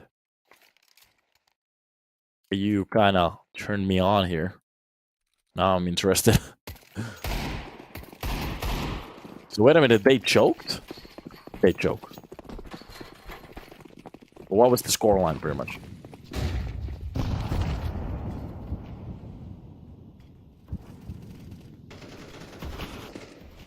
eplesports has been looking like a very good team lately, so definitely a legit team. Maybe there is some problems, like mentality problems that I have to go through. It's pretty normal for young teams, but as long as they keep playing as a team or with the core that they have, in my opinion, they're going to be okay. Nice catch from the smoke. Even the second one. Hardzao drops 2 on the cross. That's going to be RCF. The only one to actually drop 1. Exenada won the first map. We're leading 6-0 on the second map, and Medis made it 13 in a row. So 13-6, no second. Ah, wait a minute. So MIBR were the one. So MIBR were the one to actually come back. They didn't choke. I'm not entirely sure. Let me actually check the scoreline. Round already being brought back to its knees. 3-3. That's gonna be case with the bomb behind the silo. Counter gets a new roll. Riccioli, I'm pretty sure he can actually hear the steps here towards the single door. Even a nade on top of him. Preemptive utility being used for the CTs. That's going to be a nice kill for them. But spotting the player, where's he off? Just keeping the spray down. Drops down. Venom Sarah. That's going to be Yeps with a kill as well. Rick Canids. Having a bit of a tough start here. eplesports. eplesports. Not sport. eplesports. That's a hard name. Okay, so it's a 2 versus 2 to 1-2. Overpass they won 13-9. Mirage they won 13-6. Then they lost 11-13 against Exenada. Okay. Exenada basically has none of these names are known to me. Interesting. So they're basically out of Elisa. Yeah. Okay, for the last spot for them to get in. Oh, that's unfortunate. Yano didn't even get close. That's just sad. Ah, the finish scene. I'm basically at the moment just hoping for the finish scene to like get its shit together, but at this point it just looks like we're just gonna get like foreigner teams because this is just not working at the moment. Yeah, Exenada came back on map number 3. Yeah, that's all right.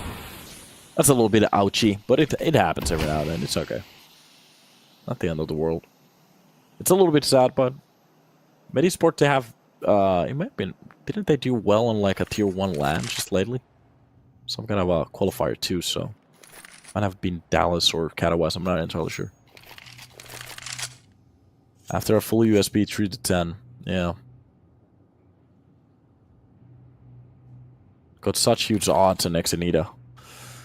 A good way to make a little bit of money. Meanwhile, here on our game, a full round without a contact pin actually be spotted. Final the lower side in play. And that is just going to be, that amount of utility is just going to keep that CT so far away from the site. Barely an opportunity to even go for the peak. That's pretty much done at this point. Now like this for the side of case. They can actually go for some of the exit frags. They did get one already. Gonna go for something insane here? I'm not sure. We're about to see it. Insane.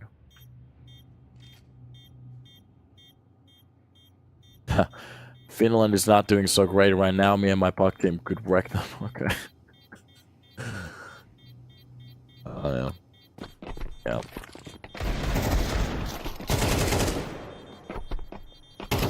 The fact that actually makes me the most worried is that the funny thing about Finland is that we actually do have the talent. Like the individual talent is there. For some reason they just can't do anything with the talent. You're Finnish right down it. Yeah, I'm from Finland. Turku. Turusta kotoisin. So it's a little bit unfortunate. I'm not entirely sure what the problem is. Is it maybe a lack of coach could be the thing? When you look at some of the names that we have on some of these teams, it's not like they suck or anything. The individual players are okay. And we have been seeing them play well against our teams, like in their international teams. Especially in the past. But at the moment, it just feels like something is off. I'm not going to blame the in-game leaders that much either, because it's not really their fault that we don't have the experience. So we might actually need like an outside force from a coach or something. In my opinion, I'm actually going to call it. The next Finnish team to actually get a coach from outside. Go for like a Danish old coach or something like that. That's going to be the team to fix their problems.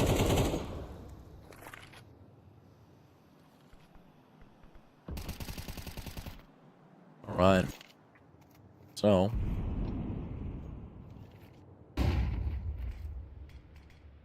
So around like that, we're finally going to get a full buy. Going to be Red Canids without a round still. It's his own map pick at the moment, just on the T side. They're doing a very good job. His early rounds in. Usually that's a very good sign for them. Keep it up. Destin's gonna find a nice shot towards the lower side of that map. That's gonna be Snowdrop. Well, push coming in. It's on. It's gonna find down Yep. So nice shot coming in from him as well. So at the moment they have the control. Just what do they want to go for it? Side pick coming in from Urban. A little bit of a step for them to actually get a little bit more. Riccioli is only going to get one. To be honest, for a second there, they lined up. Have been the best opportunity for them to actually bounce back into the game, but no. Like we're going to just get a little bit of a reset here. Okay, no panic still. Next round from the side of Red Canids. Fight for this map.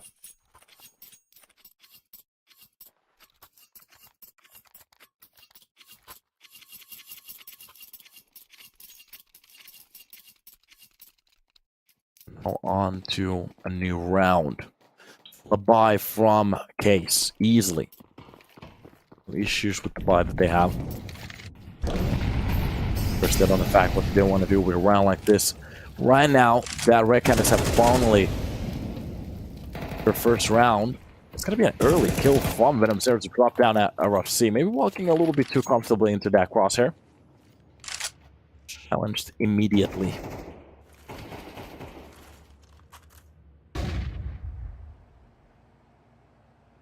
Slow situation here. Outside hold from Snow. Any of the CT players wanted to lurk. Go for any of the information. Be up against a little bit of a hold. So from that angle, a very deadly.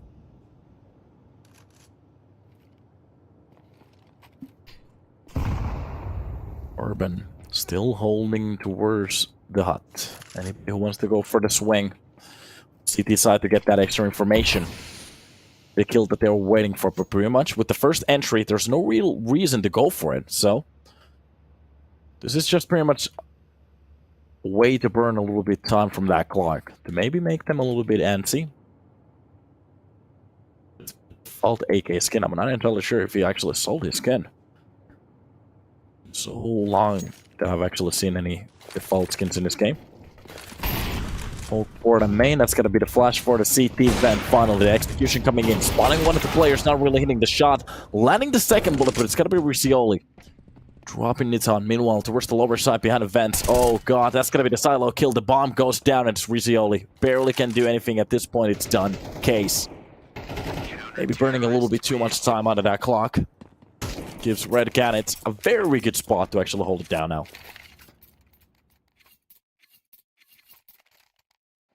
When it doesn't work, it doesn't work. And if it sits, it fits.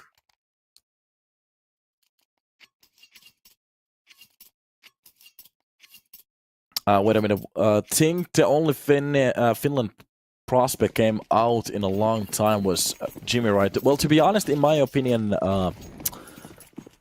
give me a second. My brain just, it starts with a B. My brain just forgot his name. Give me a second. Bonio. Bonio was a very good prospect, but I did say it on my own stream that if he decides to join any of the Finnish teams, that might be the end of his career. Not to be an ass, the problem is that you can see the trajectory that Jimmy's on at the moment. So if he decided to go for a similar team, holy shit, we could be talking about a Finnish rise-up maybe. Nice 2 early kills coming in from Riccioli and RCF. Alrighty, opening the rounds. Yeah, that Yano team seems a little bit weird to me. It might be. They're trying their best. I know the creator, Torpedro is a very cool guy, but the problem is that there are some very heavy limits to this Finnish team with exactly what I was talking about. Like, you don't just have abundance of coaches to go for. You don't have abundance of in-game leaders to go for. To be honest, you don't even have abundance of role players to go for. So you have some limiters that normally some teams don't have. To be honest, we're pretty much going through the same thing that the Swedish team is going through at the moment, without the wins and some of the talent. That's where we're bleeding at the moment, in my opinion. So that's what I was talking about. Like, maybe if we get a coach to the scene, funnel some actual role players, and maybe a swap around to actually get one very good team, that would be the best way to go. But of course, every single team at the moment, of course, they're going to battle for their pro players. They're just not going to give them for free, so I'm not really faulting them for it either. It's just a bad situation to be at.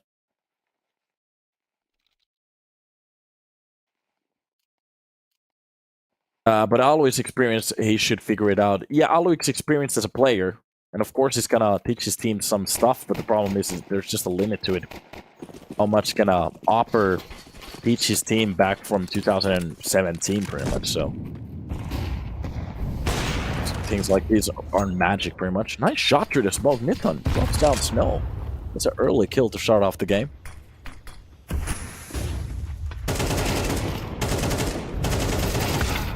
Alright, that's gonna be Yaps with a double kill.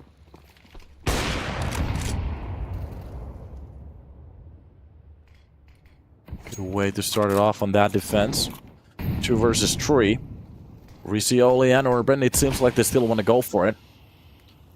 It's gonna be the Galil.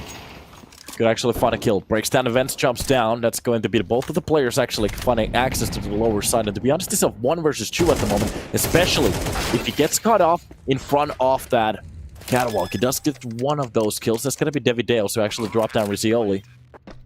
Meanwhile, Urban makes it a 1 versus 1. The swing coming in from the ramp. Op shot misses Niton. In a very hard 1 versus 1 at the moment, especially with the dances coming in. Urban, he doesn't have a lot of health to play around, and with that flash, it's going to be perfect, and the dancing works out. But the problem is neither of the bullets really hit the player. Time. It's not ran out yet. He does actually have the kits. That's 15 seconds for him to actually go for 10. It's going to be done. Plays it down, Niton.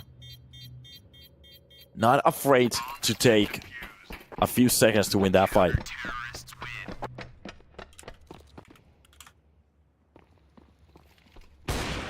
Not a bad way to shut off the round. A good win for the side of Canids. Maybe getting a little bit too expensive at the end. But it is what it is. They can still buy in, no problems. The problem is there's not a cushion for the next round. If something happens now, That's gonna be a wild situation to be at. So to be careful could be the way here. Of course, this is Counter-Strike. We don't know what careful means. Meanwhile, a full push coming outside. Oh, have to be careful. It's hard south, very close in those corners. Very much waiting for the first information. Hard south gets a kill outside. Venom's there through the smoke, drops. Yeps. Nice entry, a double combo, a double whammy. Case on their own map. It's starting to bleed a little bit, I guess. Of course, there are some rounds to be played for, so it's definitely not over yet.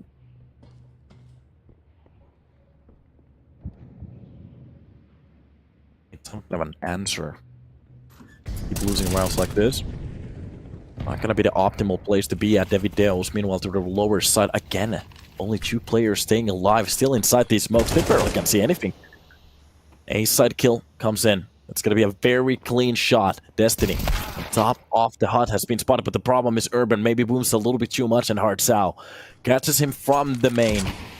And that's just going to be RCF left alone in a 1 versus 4. To be honest, if he does a little bit damage, that could be enough. Drops 2 more players, but of course he wants to save that AK for the next round.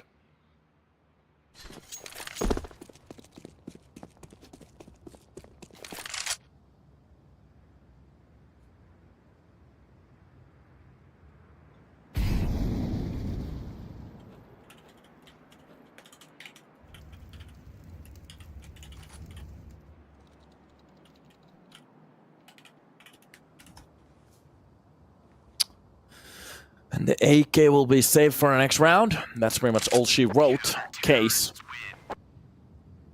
We're going to be giving Red Canids the round. Yesterday, Canids lost a final to Team Solid. I think they might be hungry to get a revenge on that. Team Solid. I think I've casted like maybe 1 game out of him. Or watched a 1 game. I'm not entirely sure. Solid. Yeah, Solid. Oh, yeah. I cast 1 game out of him. Xureba, I remember. Yeah, Culebra, yeah. I remember. Maybe this was an EPL. Yeah, this was an EPL America Season 7. They lost against ODDIK on the first round. After that, Fury Academy wanted to choose, so... But it's been a while ago, so... It's kind of cool that we can make these tournaments outside of Europe as well. Nice entry kill from Urban, but it's going to be quickly turned around by that op. Meanwhile, towards the ramp, Yeps tries to find a little bit of a better angle, maybe get some information towards the lower portion of it. Gets cut down by that AK. Meanwhile, we see all with that AK, just pretty much holding and waiting for somebody to take the peek. Nitsan could actually walk in front of these bullets. Oh, the slow hold. No problem. Urban pretty much steps in front of it. That flash is going to take him out entirely. AK steps into the fight. That's going to be an extra op. Being brought to the side of Case. Nice. It's more like Xureba to pronounce. Yeah, the pronunciation. The only thing that made me laugh is that it sounds like culebra, which means snake in Spanish. We see only from outside.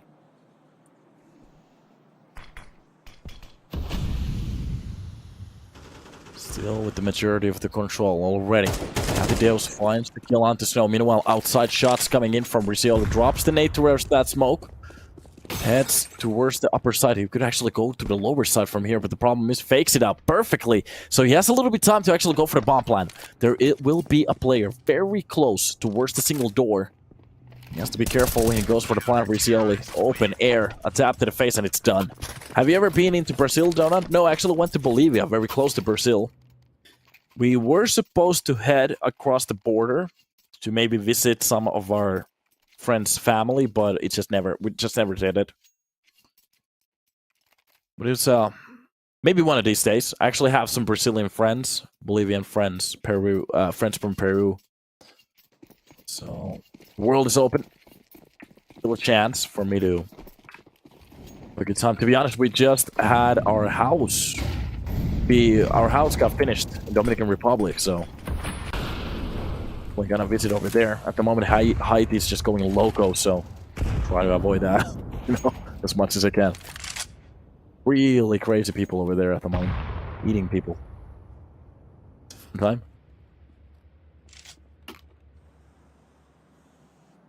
Alright. Standard hold coming in from Case. Red Canids on their 5th round. To be honest, there are 2 rounds to be played for both of the teams. Make this a very good health. Molly for the secret. Already taking a peek outside. That's going to be a nice kill for Harzao to drop Snow. Enter here. And just a bit of a slower round. Snow with the 2nd kill onto Venom Zera. Enter is for the boy. Bad way to go. Newton only gets 1 with the off. That's going to finally be the M4. Gets a very good kill towards the main. He knows that one of the players is very low HP. Yeps is literally limping at the moment. The double push coming in from the single door. That's going to be Yeps to enter it out. Already haters the information. I'm not sure if there were some calls that Davideos were nodding to. But just a quick push coming in front of the Squeaky. And he goes down. That was a bad situation to be at. He nods for some kind of information, maybe for the player to be low HP. But as he nods, he's not going to be focused on that corner. And at the same exact time, Yeps just goes for the swing, gets that headshot, and that's a round 4 case. A friend of a friend is actually stuck in Haiti right now. He's advised by the German government to start traveling and stay at his safe location. Yeah, no, the situation is just insane at the moment. To be honest, if the German government could help him get across the Dominican Republic at the moment, it's safe over there. I actually have a house, so if he wants to visit, we have a house for him. But yeah, it's a shit situation. The Haiti, I really feel for the people at the moment. They're stuck there. There are literally people going to work and coming out of work, going to school and coming out of school, just dodging bullets. There was a video on Twitter where they literally showed the gangs just grilling 2 live people. Just grilling. They're about to eat them, so... yeah. So tell me about your bad day. Yeah, that's a sucky situation to be at. And literally no escape. So I really hope that they actually can find some kind of duration. What kill is that? Oh my god, Urban literally whiffs the easiest shot of his life. I think I heard 7 bullets from that AK. Yeah, that's at like almost 7 or 5 bullets at least. Nitton barely stays alive, reaches that op scope. Gets the kill on top of the boxes at least. Yeps gets a trade, but the problem is he's low as well. Losing an extra player. That's still alive. 2-man down, but Snow has a very good push, but the problem is this is almost useless, as Harzao is very deep in towards that ramp already. Venom Zero getting a little bit closer towards the single door still. Having control, spots the headshot, adapt to the face. Snow goes down. Towards the side, RCF doesn't get through. The bomb will be planted towards the backside of it. Gets the first kill behind the CT vent, and this is just a blowout round. Red Canids, they make it a tie, 6-6. A very doable map still for the side of Red Canids. Especially if they have some kind of a T side here. Oh, the world is theirs. Damn, that Bolivia-Brazil border is such a traffic road for... yeah, dude, it is crazy. But of course it is what it is. We're there.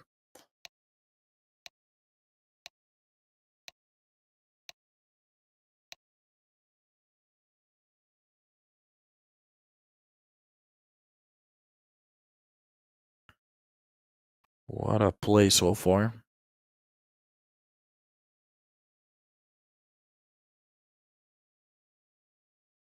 There has been some rounds that they're contesting on both sides, which is kind of cool to see. As long as they keep that up. We're definitely going to have a match here. The question is, are we going to see a third map? Not entirely sure about that, but... it is what it is. It is what it is.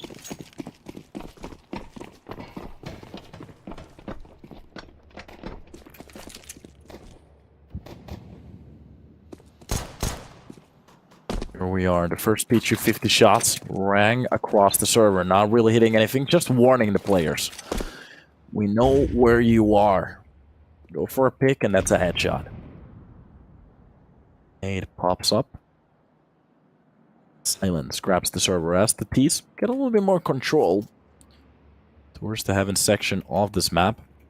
Yep, still from the CT vent. That is a hard angle to hold at, especially if Urban goes down quickly. He's going to be trapped on that corner. Meanwhile, Destiny actually gets the kill on towards RCF, but Urban from the heaven actually dropped the player. So keeps it alive. Venom Zera, nice peek towards the ramp. Need to Riccioli. Butting a little bit too much out of that push. That's going to be Yeps with the trade. And this is just a kill after kill. Oh, Snow almost with the angle. For a second there, I thought that he actually could spot the player, but of course the silo is in front of him. Dualies. Waiting and hoping. After the push, there's a little bit of a kill. Or not a little bit of Snow. Actually gets a very naughty kill. Back to the head. Venom Zera drops one of the players. Knows that they are pushing. Oh, this is going to spend so much time out of the clock. Gets the first one. The only thing he needs to actually do at this point is just to hide. Venom Zera is playing this so well. Yeps. So far out of that site that it's done. There's no reason to even go back. Just going to get those dualies and it's done. Hard Zhao. He's going to enjoy a round like this. Gets a little bit closer towards the ramp. Gets naded down. Still gets the kill. Yeps. Goes down as the last CT. And Case, well, they're not going to win the round to make this happen. Red Canids with a very good pistol here. On a roll to get this first map if they actually want to fight for it. Meanwhile, Case, well, they kind of know that they blew it over there. The only thing they have to do pretty much is try to bring this round back, but it's just going to be USPs. They're not even going to go for the play. So this round is just going to be standard save.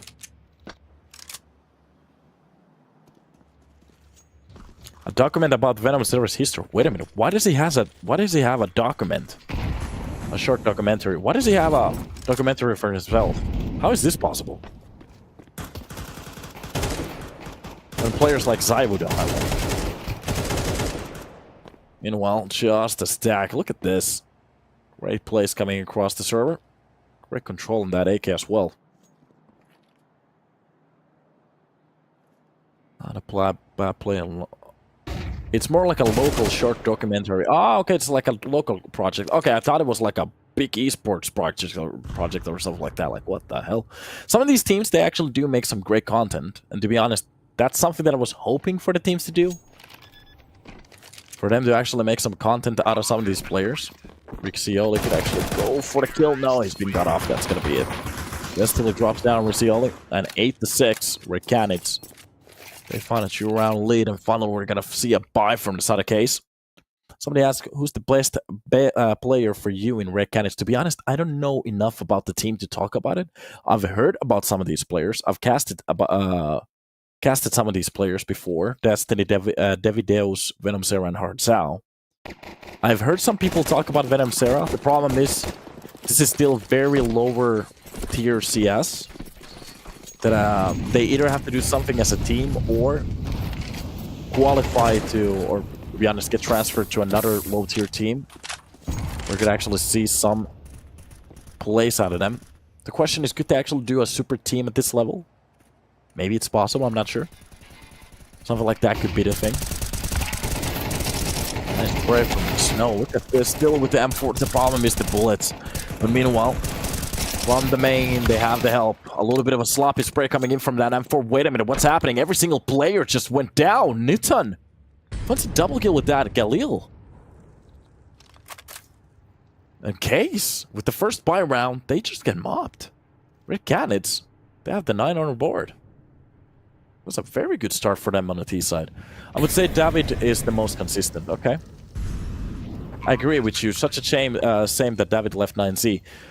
To be honest, not the worst thing to happen. Of course, it breaks the 9C team, but the players, they get to actually open up their wings and other people. What's great about it is that other players, other people, get to see them play, and they might actually have an idea to maybe pull them into a roster in the future. We might see one of those super tier 2 teams, like Spirit. So if they actually max out their team's potential, keep practicing, why not? That's pretty much how they usually get made, so. The name is Venom Zera Fora do Clutch. CSGO profile, player profile. Let me actually check this out. Is this like a tournament thing or what is this? Trolling me, bro. Oh, this is a real thing. Have an agency. Salto. Actually know how to edit the 3D scene a little.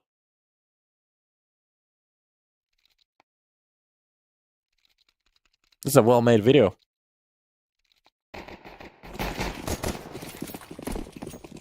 The problem is I don't understand Portuguese. I don't understand. Wait a minute. Do they have good? I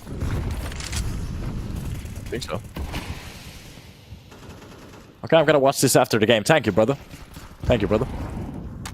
Back to the game. So, outside of main, a few tests has been attempted. That's gonna be the case, which is pretty much pistols for this round. Rizal is going to be the only one equipping an M4. Meanwhile, towards the ramp, there's still a player behind the box. They have to be careful of that one. Of course, they're not going to react. On top of the flames, a push coming through. Oh, they turn around and drop RCF. That is going to be the read of the game. There it is. From the window, Rizzioli at least gets a kill. Fora do clutch means outside the clutch. Okay. By the way, Gates, are you Brazilian or how do you know these things? You know a lot about the Brazilian scene, it seems like. From the main Venom Zero, gets the kill onto Urban. Meanwhile, Hard South drops down Rizzioli. That's gonna be Snow with the 5-7 to drop at least one more AK. And Snow behind the silo listens to all of these steps and he knows that the round is pretty much done. There's still Hard South pretty much holding the single door, so as he walks in, tap to the face and it's done. 10 on the board. Red Cat is 3 rounds away from actually winning the first map and taking it off of their hands. Case, this is their map pick. Venom Zero with the sharpest aim in RC. Yeah, Red Canids. Okay, yeah, took me a second. Like RC. What country is that? Republic of Congo. Okay, so you're actually Brazilian. That's cool. That's cool. So we have some blood from across the world here. Do you live in Finland or do you change? This is still map 1? Yes. We already went through the first best of 3. It was a 2-0 blowout. Welcome to the server. Everybody, hopefully you're having a good time. And the stream. It's the same thing and it doesn't matter. We are. Davideus is going to be pushing on towards that outside portion of the map. Meanwhile, not a single soul really catching a bullet. We're actually haven't seen a player so far. Let's go for a few pop shots here. Hopefully, some of the T's walk in front of him, but of course not. And the round gets a little bit more silent. We are waiting for a play.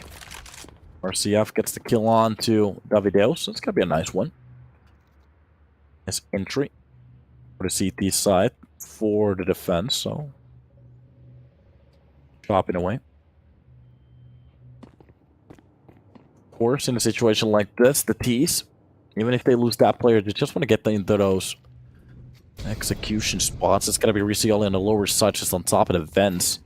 And it's a good spot to be at, to be honest, especially as he knows the orientation of this push. Even if they get through that smoke, the double hold from ramp is going to work out well. They're just going to go for a smoke kick. Oh, Venom Sarah decided to go for the plays. The problem is, gets cut off by Rizzioli very quickly on.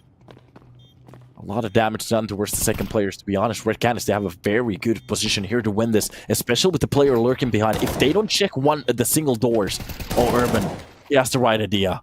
Goes for the backside push, gets the headshot onto Newcomb. In front of that door, just a laser beam coming through Destiny. Gets wrecked, and that's going to be hard sell. In a 1 versus 5, goes for the single door push. Is anybody holding it? Of course, there's one. Gets the kill onto the bomb plant, but the quick op shot makes it happen, and it's done. Of course, it doesn't read the op. If it went a little bit to the left, there might have been just a little bit of a chance for him to maybe win that round, but of course it is what it is. It happens every now and then. 10 on the board, Case. They make it a 7. 3 rounds away from a tie. Meanwhile, Red Cat is 3 rounds away just from a victory. So they want to take this home as quickly as they can.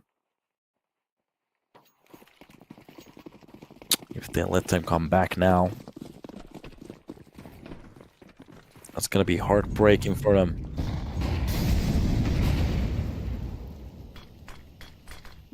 Smoke dump outside. Give them a little bit more space to work with.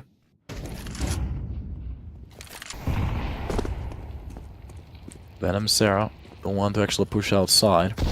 I live in Brazil, but love to watch Worldwide CS. Ah, because your name is G. Gate, so I actually thought that you were Finnish, or you know how to speak Finnish. Okay, that's cool. Venom Sarah is going to be the first one to enter the game. Snow, maybe biting a little bit too much outside. Drop down and take that mate.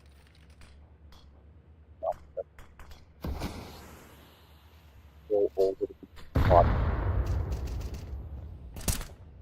My major snow will be between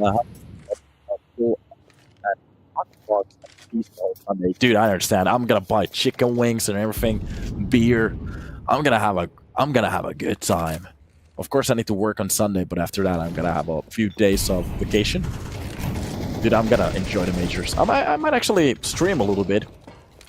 UCL with a nice double kill on that hold down. Quick trades coming in after. The man advantage goes for the side of Red Canids, and to be honest, on top of the catwalk, they take care of RCF. And it's done. Alan Mike, buy a mic first, then wings. I have like $1,000 setup at the moment. It's supposed to work. We are having a few problems every now and then from the stream. Yeah, it's not my microphone. It's the voice is being sent to another production. And for some reason, every now and then, it seems like vMix messes it up every now and then. If you actually hear my stream, it sounds beautiful. My microphone is very good. And that's me saying it. I have a very high, what is it called? Like a high standard for microphones. I hate when noise is bad. It is what it is. I'm just trolling, it's cutting off for me. I know. You're cool. Outside fight coming in. Snow actually wins the kill. On to call Venom Sarah. It's going to be quick trade from Niton. I almost checked Cold Sarah for a second. Arzao, meanwhile, a one-man trade. They gain the information where the op is. What a beautiful shot. Arzao goes for the quick swing, drops down Urban. And to be honest, that crosshair placement, I have to say, some of these Brazilian players, the individual skill definitely is there. Especially for the aggressive peaks. But the problem is the only type of player that they have is just a peaker. Nothing else.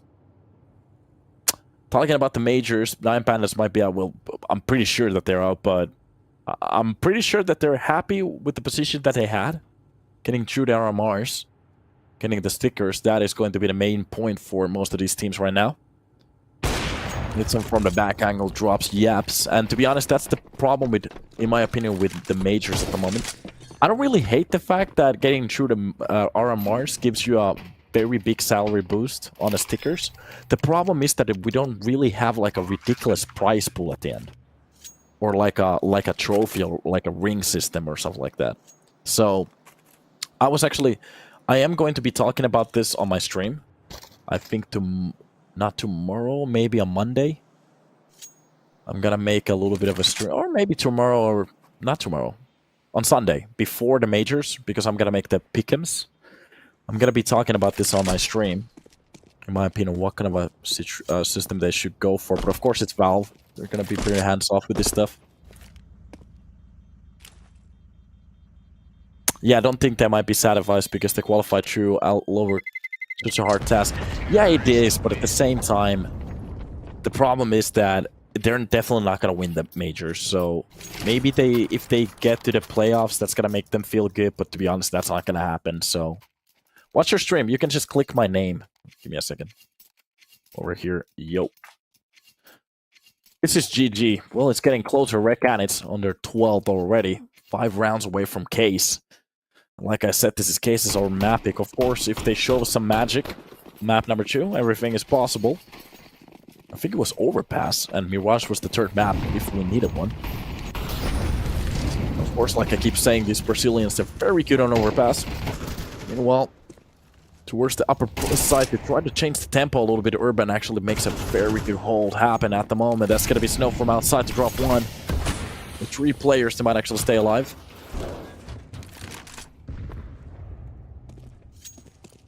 Nitton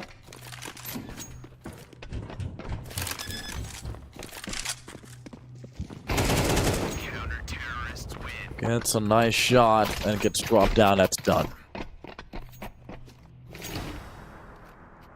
Deborah, I'm gonna give you one chance to get your shit together, okay? The second one is gonna be a ban. So, back to the game we go.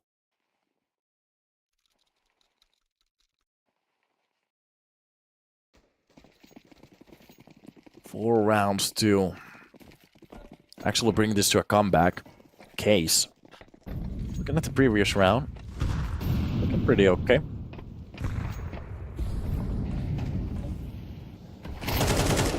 Outside, in front of that smoke, he's gonna be caught. Venom Sarah maybe going a little bit too much there, but it's okay.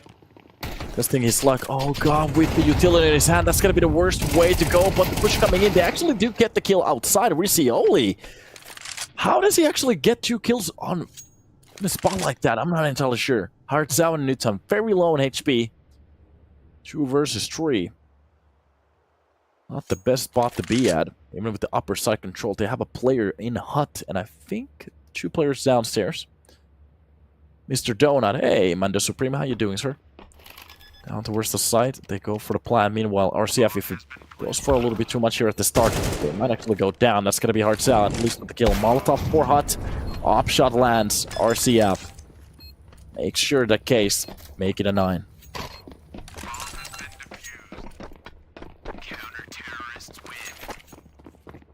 Nice way to get the rounds that they need. But they still need more. At least 3. To be honest, it is one of those situations where Red Canids, if they just get one of those pushes, one of those entries that they have come so close to get. They've been very close on some of those kills at the start. That is going to flip the round upside down, and just one mistake is going to give them the round here. And of course the map. So, RCF, the first kill. Push coming on towards the ramp. That's going to be led by the P250. Nitan is going to be jumping down, waiting for the players to push. Oh, from the drop, they're going to get the kill. This is exactly what I was talking about. Drops the weapon for his teammate. Smokes the single door. They can definitely go for the plant now. RCF from the heaven. Just to find a little bit of a better spot. Molotov for the double doors. They definitely are going to go for the retake now. No reason to save, of course. You have to go for it. Destiny left with a lot to do with this M4. If he gets a double, it's done. Meanwhile, from the single door, still a push coming in. Yep, still holding the backlines. Just making sure that nobody's going to be lurking down below. This drop to the vents is being heard. Davideos, he gets the first shot. Oh god, is this the way that they're going to go down from the controller room? If they push from that single door, it's going to be the first kill. The second kill, oh my god, RCF. Left in a 1 versus 2, only with a flash and a chance. It's done. Red Canids. They win it on a very disgusting pistol round. And a save too.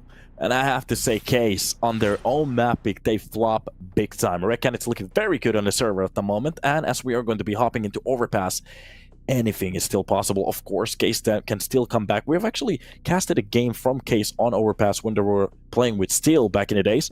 But the question is, have they learned anything new? We're going to take a little bit of a break, hop back in here when we are ready, and we are going to be continuing with Overpass. See you in a second. Is that a spider?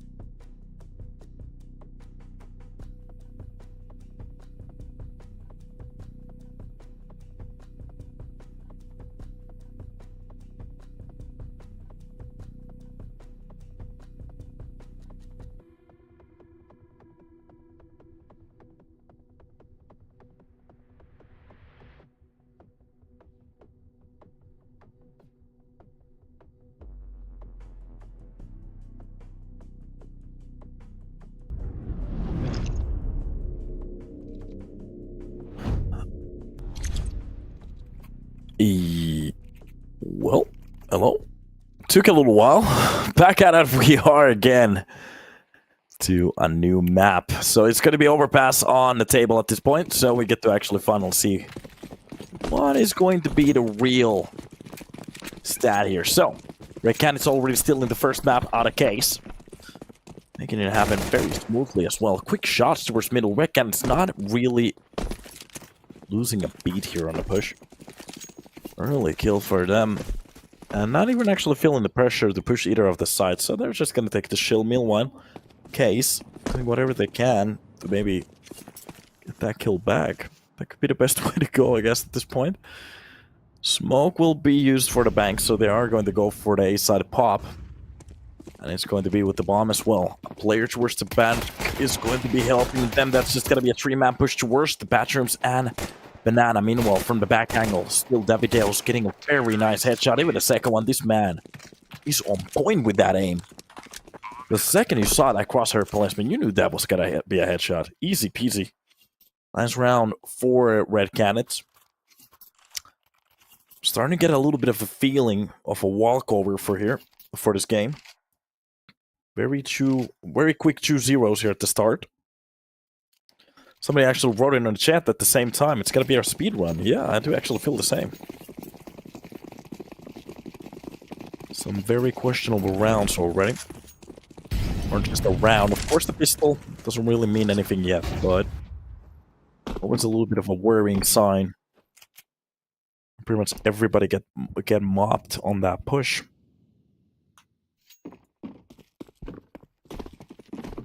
Some players just stacking at the moment. And the bomb will be planted towards the lower side. The CT back towards the line doesn't really work out or actually bear any fruit.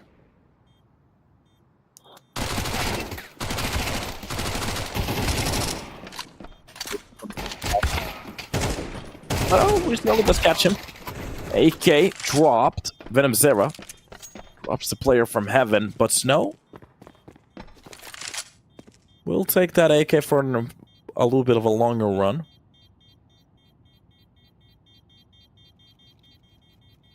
There we are. Bebora, did you learn your lesson? Do you understand why you got timed out?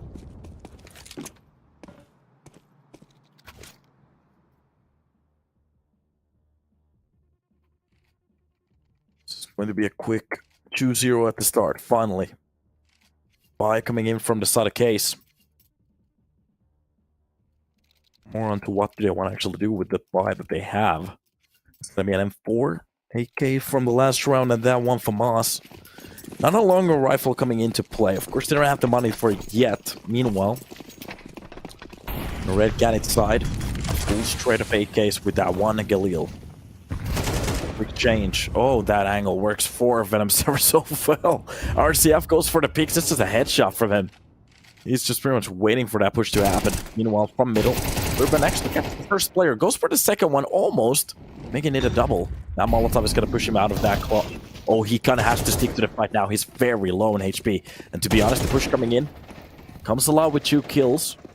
At least brings it back. Meanwhile, Yeps and Snow, they do a lot of work on this round, and to be honest, Venom Zera very low in HP. This round kind of goes tits up for the side of Red Canids after that first pick. And only if he did a little bit more damage, that could have been enough to destroy the economy. But CTs, they step back into this round very quickly.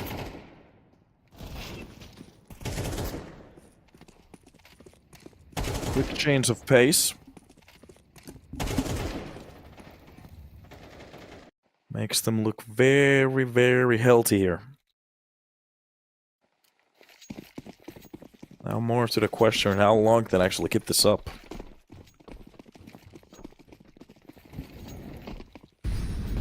Utility dump or the playground. Any of the players actually wanted to push from there.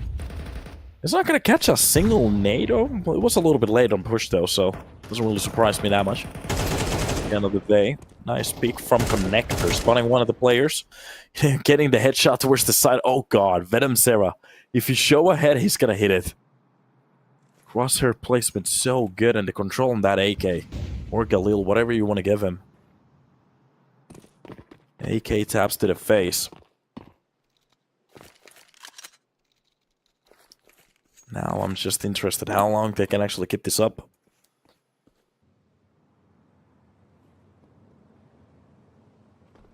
Slow round for Case to try to pick some angles. Maybe to get an isolated fight for them to bring that one kill back. That is going to be Riccioli with a lot of information. He hears all the steps. Yep, gets the first player in line. There will be damage spray down coming in from the side. Oh god, Riccioli with 2. It's going to be Destiny with the trade, but the problem is from the backline. They lose their player closing in from the connector. And Case, they win 2 rounds in a row now. Shutting down Red Canids on their push. And to be honest, taking care of that round. Could have got out of hand pretty quickly. And I have to say it, already we can see a little bit of a trend here where Red Canids, they pretty much get the first entry kill of the round, but the problem is after that they go for the push. And they just get pretty much just body dumped with those double pushes. And as they line up and don't know how to really bait those shots, well, they just get pretty much rolled by the same spray. So, a little bit of a fix for those pushes, maybe to take their turns on those peaks. Or if they're gonna go for the swing, go for the very deep swing at the same time. So, wide swings, pretty much the way to go for the first entry.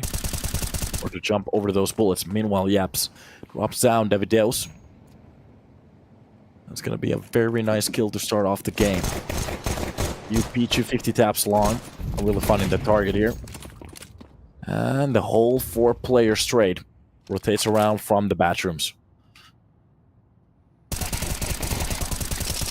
It's going to be the first and the second. Riccioli, he keeps it down. Honest. Meanwhile, Yeps helps out with 2 more. Makes it a triple for the round. And Case, they actually take the lead pretty easily here. And it's going to be the 3rd round for them. Red Canids, of course, to get the buy-in now. So, just a little bit of a change in the pace.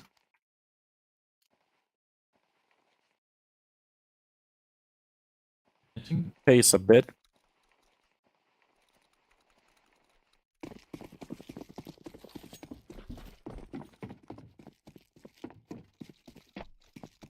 A few problematic rounds.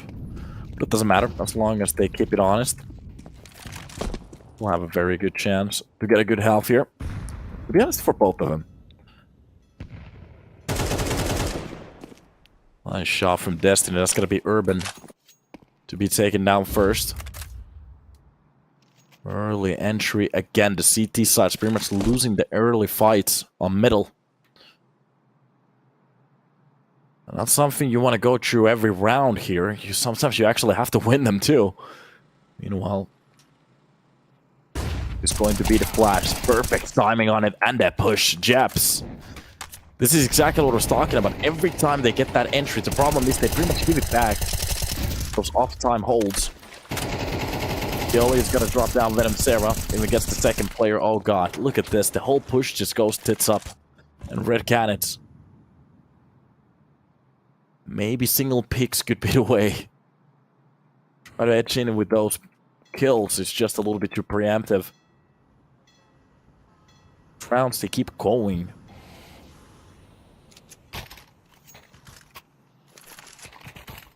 The way off the Case again and again and again. Every time they go for those executions. Pretty much the Case round.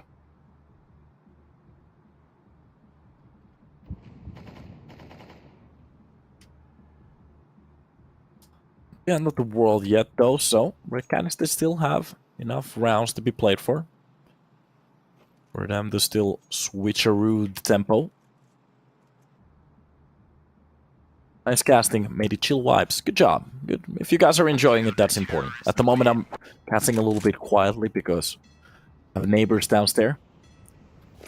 They're gonna call the cops if I open my mouth too much. So, yeah, I still want to live here. Here we are. And to be honest, this is a good way to actually practice some of the lines that I want to go for. So I actually have to panic shout every time. Good way to get into the groove. So, back to the round. It's going to be round 7. Case, with an AK straight, of course they're gonna buy for a round like this. This is just going to be step-ups and actually stealing those weapons from the last round. Looking very good. Now it's more to the question of RCF. I actually want to see some op action. He has 0 kill at the moment. Especially with the push from these Tech 9s. There's still an op on the hands of Niton. Niton. However you want to pronounce it. And RCF is just a very deep corner towards the bathroom, so... Sees a pixel from the banana. He can actually go for the kill. Or wait for them to get a little bit closer. Meanwhile, David Deus is going to be the one to actually lead the push inside. Towards the bathrooms. And Urban is just pretty much waiting of his off angle. So this is a very good setup at the moment. As long as they just react to whatever play they go for. It's supposed to be an easy round. But Red Canids, the problem is from those executions we have seen some crazy stuff already. 50 seconds left on the board. Push coming a little bit closer. 45. Okay, there's still time to play around with. The first player being spotted. That off. Shoots a little bit too prematurely, but it doesn't matter. It's going to be RCF with the kill. After the second push, Snow gets 1 kill. That spread it's a little bit out of hand. RCF still fighting on Riccioli. Drops the player from long, and Urban, well, takes care of Banana meanwhile. That's going to be the 5th round for the side of Case. Red Canids really finding walls in front of them every time they try to go for those pushes. Man, it's Counter-Strike. Oh, wait a minute. Just missed. Alright. It's good volume, not too loud, not obnoxious. Cheers. Okay, thank you, buddy. Well, it's good for me too. I'm not gonna get evicted, so... Let's go. Early utility for short, so... Really afraid of that push. Meanwhile, Red Canids have been gaining some pretty gnarly early entries here on middle. The question is, has Case learned anything from it? Already the logo even burning, and to be honest, it's a nice color in the logo on top of that Molotov, or whatever the flame it is. If they actually change the logo to have like those flame stripes, I might actually work with it. Well, it is just going to be a monster hold. Hearts out, just pretty much waiting for his time with David Deus. And yes, it is a Red Canids map pick at the moment. They had a very good start, but after that, every single gun round going for the side of the CTs. To be honest, they're looking on a banger at the moment. I think they have to do is pretty much just keep it up. Smoke for the push before they actually got through. Yaps. Waiting for the timing. Long utility being used. That is going to be the Molotov spot. Oh, the smoke lands on top of RCF. The worst possible timing. Newton gets the first shot. He gets splashed out of that corner. Still alive. Through the smoke, drops. Riccioli gets the kill towards the B side. So, at least they have a lot of control at the moment. But no, neither of these shots actually going through. And the pushes are just not working. Oh my god, Case. They're making this look way too easy. And to be honest, they could actually grab that double op setup at the moment if they want to go for it. Red Canids. Still not finding anything that works. True, the logo with flames looks kind of cool. Yeah, the color is very beautiful. Like the golden with the orange. Works well.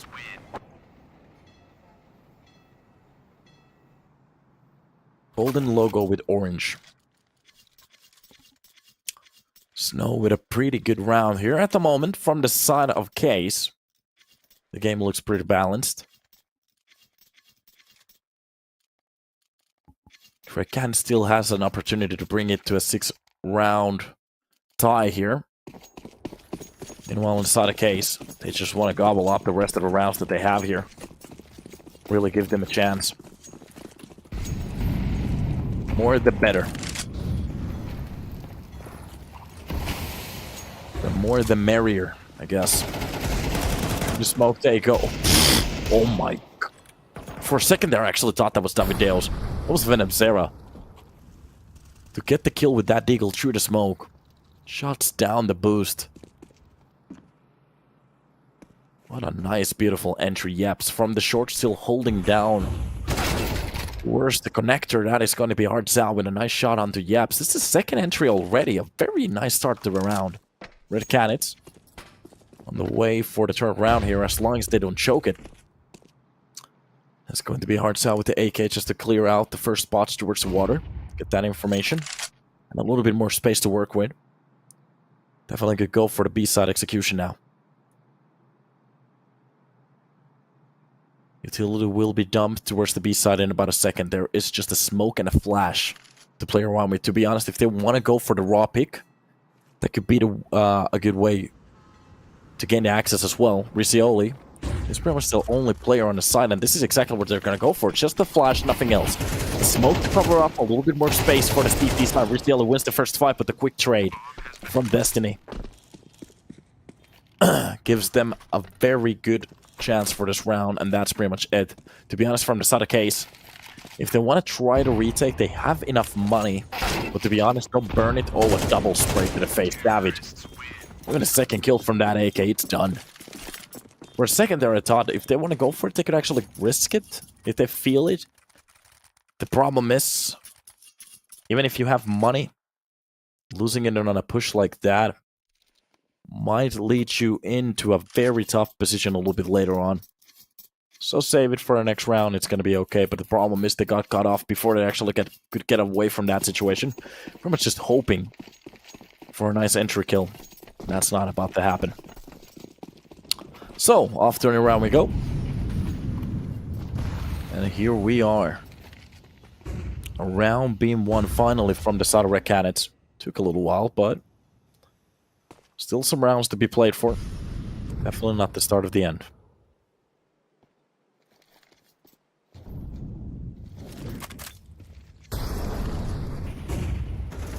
Closing in from Connector. Urban is going to win the first fight, Riccioli with the second one, but Hardsow at least trades one. Now the question is, can they get one more kill for free? That's pretty much what they're looking for at this point. Spray coming in front of the Connector, that's going to be David Deus just to go down. That is 3 rounds that is already being converted. Oh, this is definitely not the best start for this map for them. Nice shot from Venom Zero to open up that B side. It's a 2 versus 3. The problem is the damage. Already the lower HP player being dropped. Molotov for that corner. The bomb can actually be picked up and planted. A push coming in from Connector. And Venom Zero, he needs to go for a ridiculous 1 versus 3 to win this one. Push coming in from the CT lower. The boost coming on top. If he's not careful, his back is going to be spotted here. Flash to give them the entry for the push. RCF very close to the water. Time has been picked up. Oh my god, Venom Sarah. He had the better angle, but he flops the spray. That definitely could have been around. If he gets that first kill, he gets the second kill towards the short. That's done. Oh no. That was a very nice try. But a quick reply from the retakers.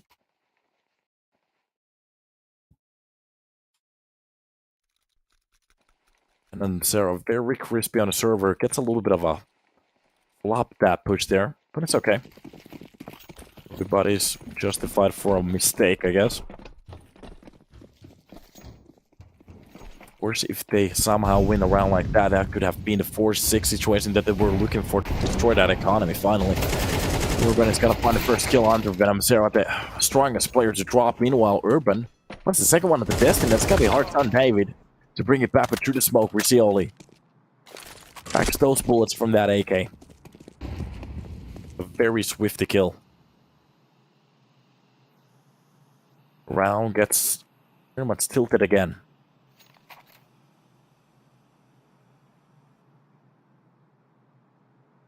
Slow play through the smoke. That's going to be the true way. One monster, a double hole. It's on.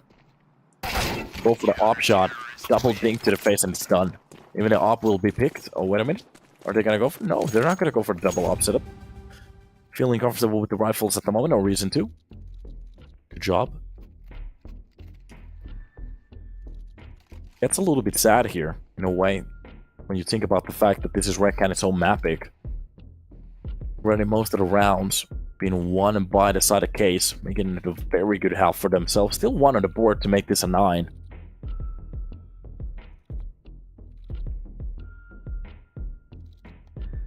Now,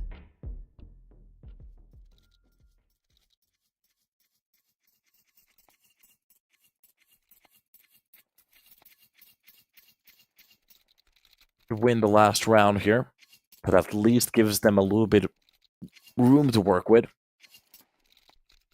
If they lose it now, it's pretty much going to be a little bit of a heartbreaking spot for Red Canids as they decided to pick this map by themselves.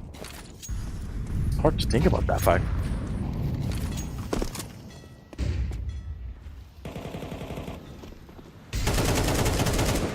Should apply with a few shots, not really connecting to any of the players. Urban pretty much... Ooh, those bullets went very close to his head. Has to be careful. Any of those bullets hits and it's pretty much a tap to the face. More than half of your health gone. If a second one hits, that's a kill. Round gets stagnated a bit, but it doesn't matter. A few minutes, or sorry, a few seconds being played off from the clock. It's gonna be okay. Red Canids, double nade behind a pillar. That's just gonna be a kill. Nitsa with David Dales. We're just gonna air bombard that. Airstrike from Call of Duty, pretty much. The question is, do they have a second one? A Astralis stack from the left side of that monster. Gives you a stance, a possibility for the players going for the boost. There's still one towards the water as well. For the bridge. There's so many nades that you can actually double throw towards the side, and this is a very soft wall. Yeps has to be very careful with this angle. That flash is gonna be perfect. Yeps. The player that went down with the nade, he's gonna turn it back. And a 3 versus 3. Still on the side. Snow gets the kill towards the bridge there. Even the second one on the right side of that pillar, and Urban from the heaven. A long-range duel wins it. And I have to say, Case, very close on actually flipping the rounds and flipping the maps upside down.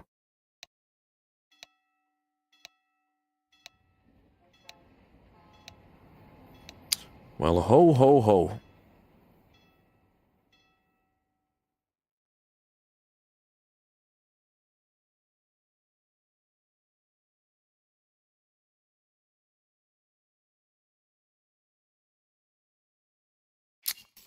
Here we are, and off to a round we go.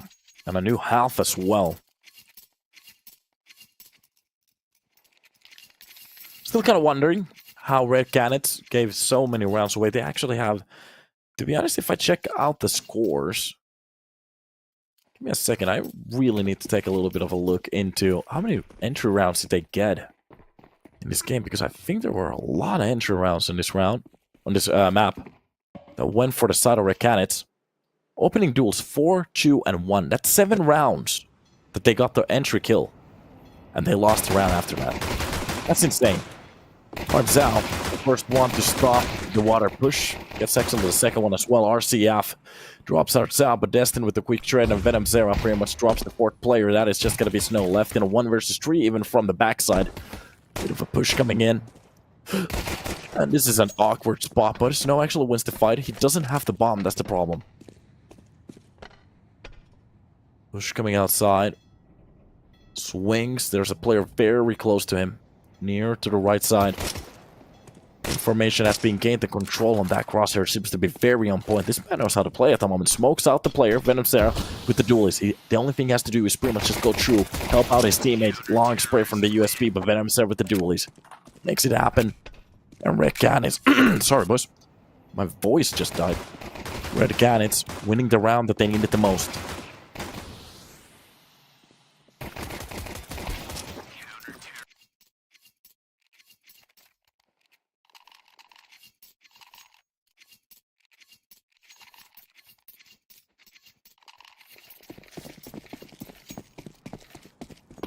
Here we are.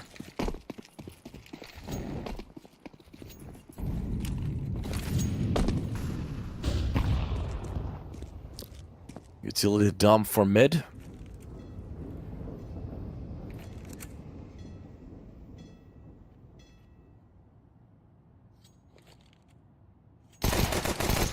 Oh, the player's getting a little bit antsy. Getting zapped by those pistols. That's the information on what kind of a push is doable at the moment.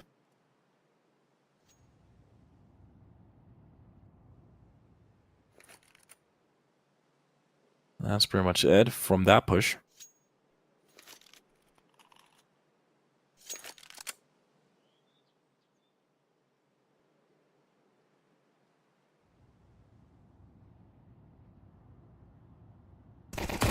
Very quiet round. Finally, the Glock back in middle, and it's just gonna be mopped. Nice kills. And not really losing a player, that's going to be the important part of it.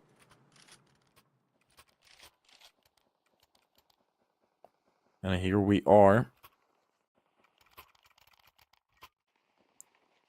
On round number 15. Pretty much the regulation point. That's the old map rounds. Match round, sorry. And it is going to be a buy from the side of Red Canids. Of course. Well, what am I saying? It's a buy from the side of Case. AK straight. Utility to actually play around with now. Now more on towards what do they actually want to go for. Nade stack Sipnik's place.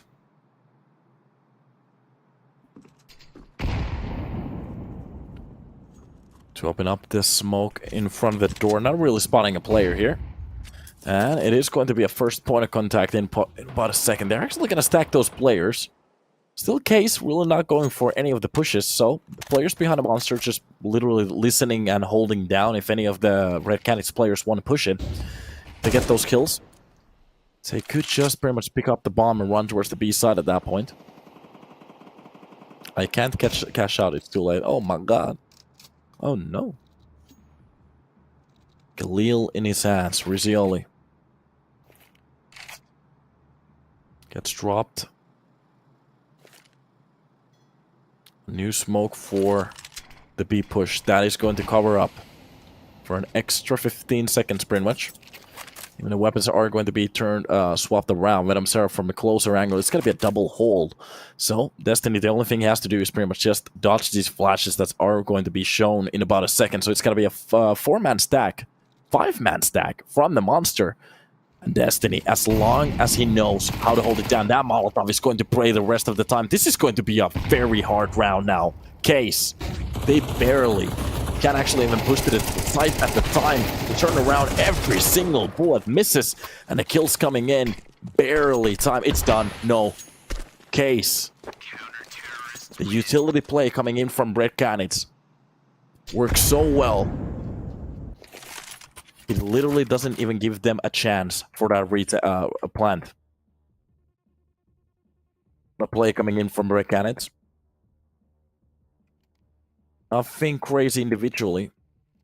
Definitely on the hold with that utility. They know how to play at the moment. So if they get more rounds like that, it might get a little bit frustrating for the side of Case. And we actually might to see a few mistakes here and there. Meanwhile, Red Canids, they can't really do any mistakes by themselves either. Losing just a round is going to give the 10 for the enemy team.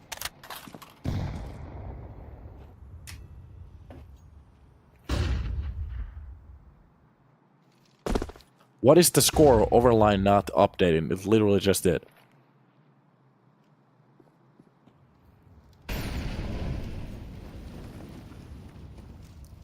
Short hold coming in from Rizzioli. You can hear the sprays coming in from those M4s on top. Oh, the peek coming in from short is gonna be perfect. They're not even gonna catch the player. Finally, at least a trade. How does he get away with that? From the monster's angle, that's going to be a second kill. Snow opens it up, even the second kill towards the backside. At least Nitan gets one with the up, but he needs more for his teammate to actually even get close to the side. This was not a perfect round. Just a few AKs. And they do a lot with it. Op shot coming in. They need this kill. Double nades to the side. Oh, that is going to be the plant drop. 35 seconds left on the board. Some utility for the monster. Hardzao gets a little bit closer with that M4. He needs to stay alive. If he goes down, this is going to be a very hard retake for the Opper. Swing for the bridge to drop down Snow. A very beautiful kill. RCF left in a 1 versus 1. And I'm pretty sure that he spotted the player on top of the site. Hardzao faking out the plant. Oh, what a peek coming in. And that's going to be the round 10 on the board. Red Canids. That's exactly what I was talking about. That one mistake is going to give Case the 10th.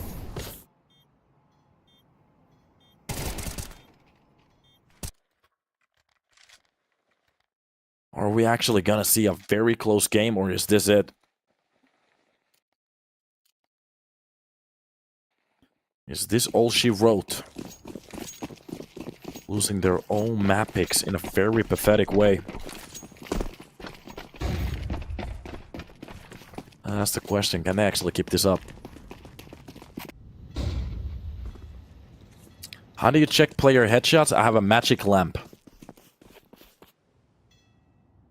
Well.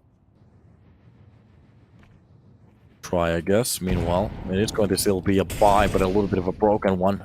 It's kind of a Hail Mary buy at the moment. They know if they can hold it down now, that is going to be pretty much the end of the game. They can actually swing around like this back. A little bit of very good chance here to win this map.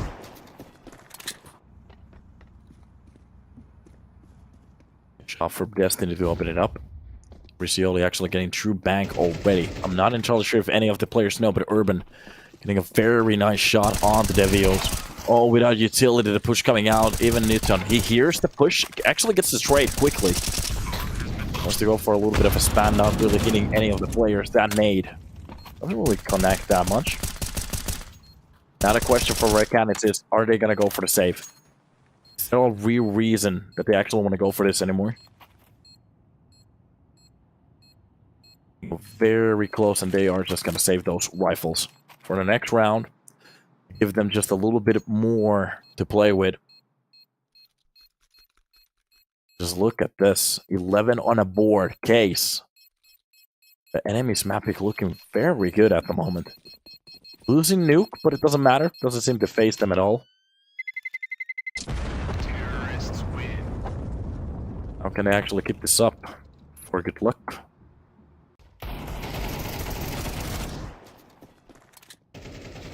This is the question.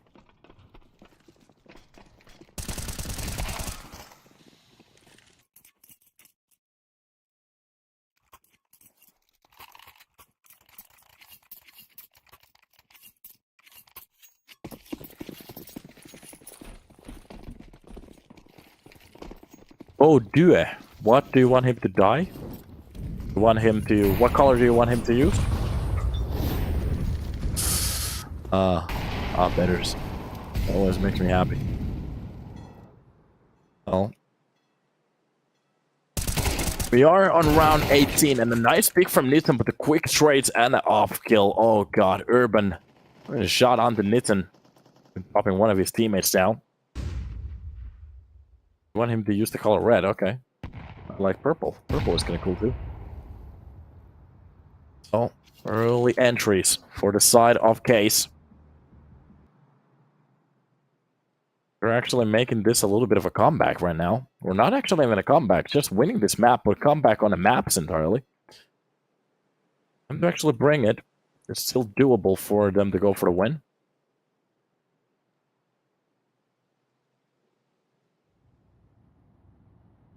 Show me what you got. Meanwhile, the CT side is getting very silent here. Not feeling any reason to go for any of these pushes. These players, oh, the long angle hold doesn't work out. Slops those sprays. Not even a kill. One was needed from that push. Well, the A side execution back from the side. It's gotta be Venom still. Oh, he's been read out. Double push and it's done. A round on the board again for the side of Case, and I think this map is done. Canids, I'm not entirely sure why they picked this map. Look a little bit out of it on the CT side. To be honest, on the T side, they had some massive problems as well. We're already seeing a little bit of a total meltdown here, in a way.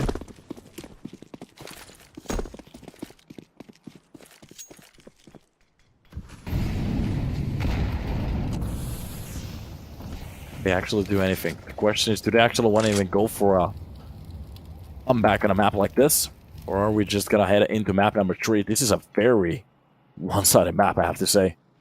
I mean, with the few rounds that they have on the board, it doesn't really look even close. Eagle shot from the close angle, Venoms are at least getting one. A little bit of damage being done for the next one, but Urban. Quick trade on Yeps with one as well. About to just shut this down, and I think we're gonna go over midnight with this game. more kill for him. RCF steps in with one. At least the scout shot hits, and that is pretty much all she wrote. Oh my god, I have to say.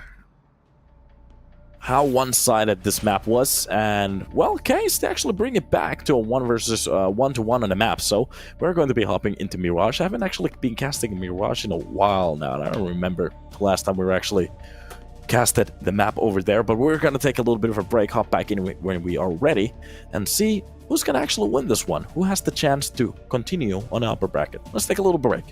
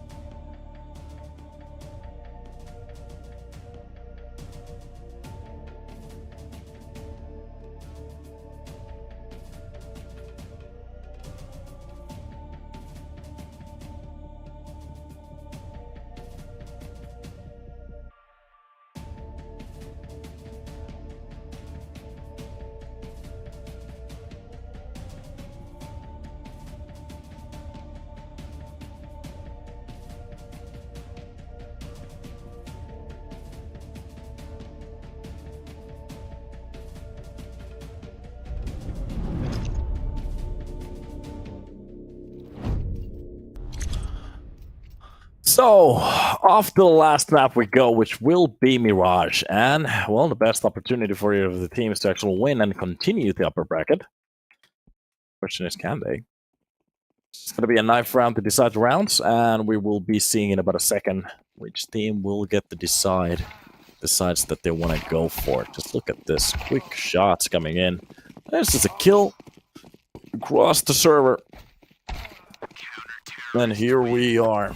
Case, they win the knife round for them to actually choose where they want to start off. Let me actually get some stats quickly to understand what kind of games they have had before we actually hop into this map. It's going to be 75% for the side of Red Canids with 8 maps played already.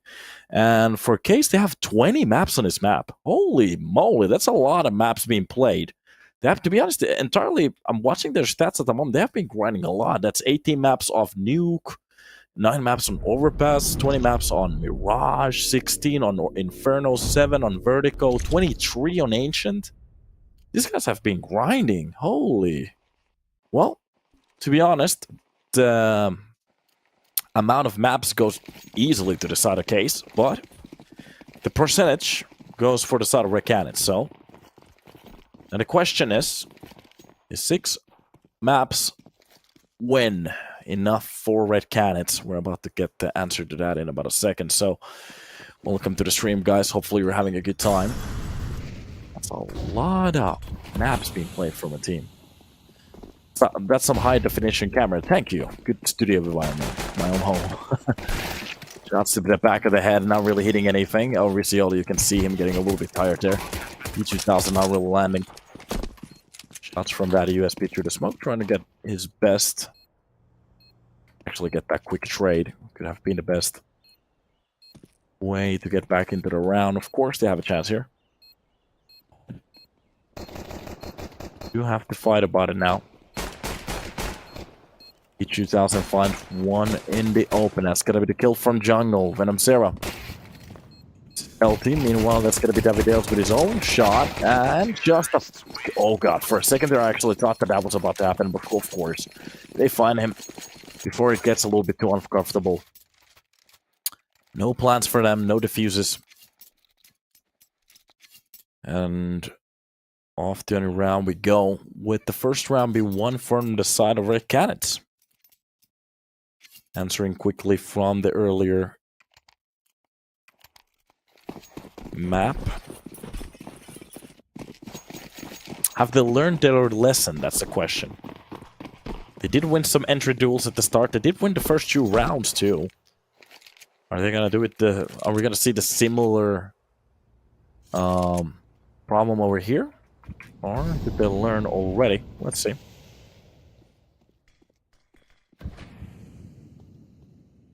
And it's going to be the USB stack from short, so anybody who wants to actually go for the information. Going to be 5 45s in front of their eyes. This flash, that's going to be perfect. A mode now coming out. It doesn't matter. They lose a player. What of it? Or our CF is the only one to get a kill. Meanwhile, Artsao with 1 HP stays alive for next round. And it doesn't matter. Makes it happen. Makes it look clean as well. They don't lose any more weapons. That's going to be a nice round for them.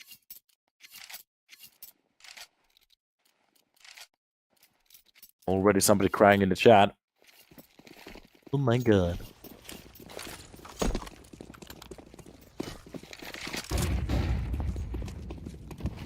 You too. That's just gotta be the flashes to get mid control. Nobody's not really challenging it here. So, 2 shots being hurt. That's just gonna be information for the CP side. Window 5 works out for Davidos very well. That's gonna be RCF taken care of. I think he went for the minus in 8. It's instantly just beamed. You with me, Donna, for the last game? What do you mean?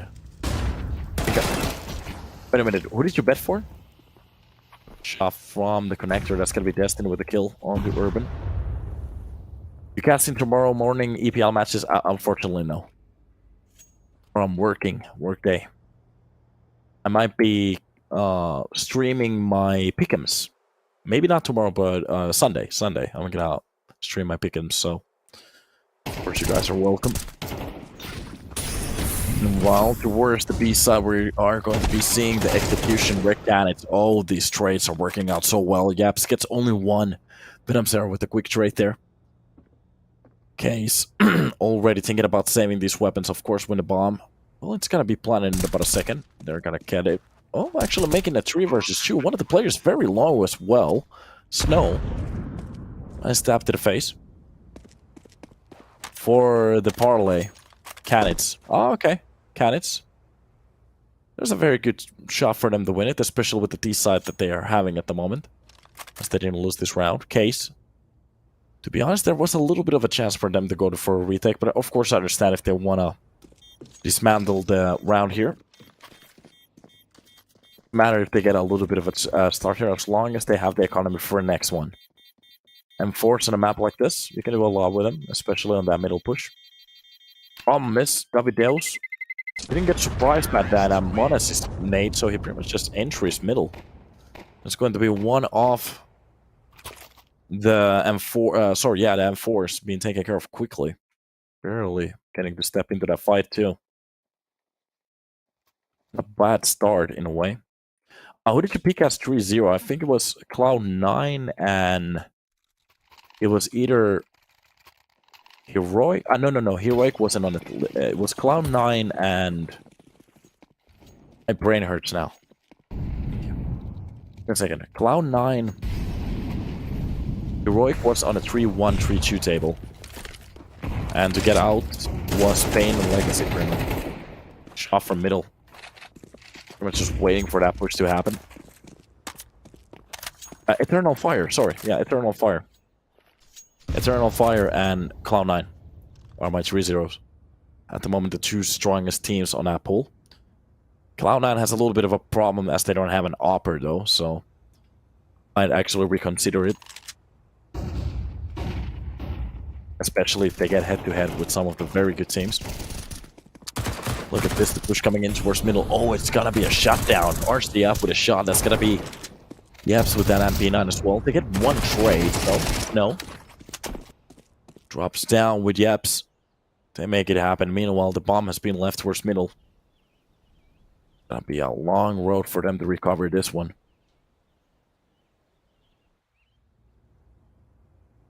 One of those rounds that might hurt just a little bit too much. Of course, not over yet. But so if he makes this a 1 versus 2, gets a grab of that bomb. The problem is there's so many CTs. Middle. Almost impossible. It's the first one. Knows about the second one. That's gonna be the nade. Oh my god. He barely stays alive. 24 seconds left. That could have been a 1-on-1. That's exactly what's about to happen. The long spray. Oh, none of the bullets almost hit. Only one. Snow still alive. The same goes for Hartzau. He needs to win this. He has 10 seconds. This is possible. Snow still fighting for that site. 5 seconds. 4 seconds to jump on top. Finds the headshot. What a kill. A 3-man clutch. Not even finding the bomb. It doesn't matter. He makes it happen. That is exactly what I was talking about.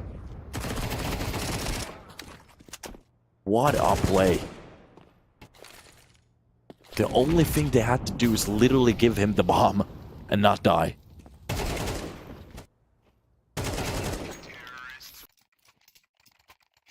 Oh god. I'm not entirely even sure what to say. Hartzau. A lights out play for the man. Comfortable, looking very good while he's doing it too. Not even a question to it. The question is, for this other case, can they actually bounce back for a round like that? That has to be very heartbreaking.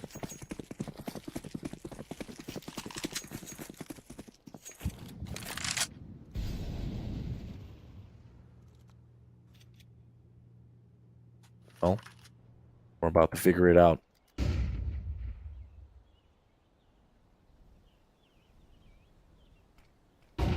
Canids. Knowing what kind of a round they just won. Really no reason to risk it for the biscuit. To be honest, they can just play the time. They know the money is just bad. Yaps gets dropped down the first. Good entry to a round here. Now more on to the question, can they actually keep this up? They need a few more kills here to make this very comfortable for themselves. Not losing a player. Look at that. That's going to be the first kill. Evideo's the one to open it up. Meanwhile, actually Urban gets one trade, but it's just a little bit of a... feels like a swan song at this point. By the hair of his teeth, he gets that kill on to Destiny. Still alive, makes it a 3 versus 3. This could actually be the first potential round. Ace.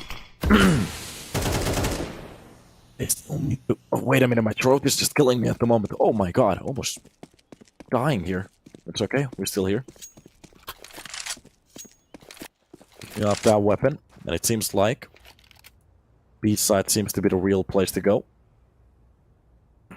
Throat will give out. Sorry, boys. Nice Glock kill coming in from Nighton. Oh god, you just got Glocked. Push towards the side. The bomb will be dropped. A nice shot from Snow. He's gonna be the one to actually recover this round. Almost losing it again. Case. Actually, no, yeah, it's not gonna happen. Winning the round very tightly. That came very, very close. For Red Canids to actually bring it back. But it is what it is.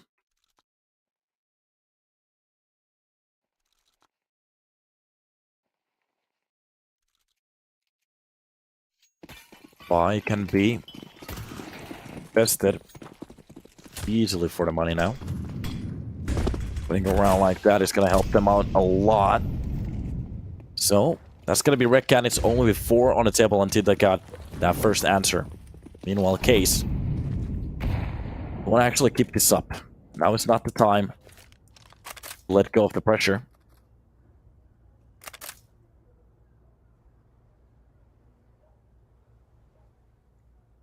You see, still playing most of the time off the clock.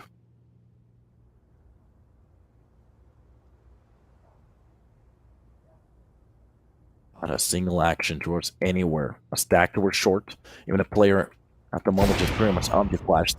It's gonna be the one to actually spot up, and Newton just gets the quick kill onto him. Urban goes down. That's gonna be a nice trade from Riccioli at least. Bring it back to a little bit of a playable number now.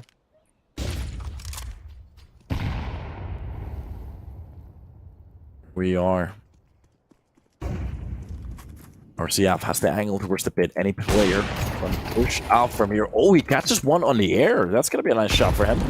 So, man advantage goes for the side of Case, as they are holding down the A side still. Red Canids, they really need this kill. That's just going to be Snell with the 1. On top of the Tetris, making a very good round at the moment. To be honest, if they save the majority of these weapons, they're going to be okay. Very healthy round for Case. At the moment, Red Canids just opting in for the save, as they don't have the control of that bomb anymore. It's pretty much done at this point. Counter-terrorists win. Round ends.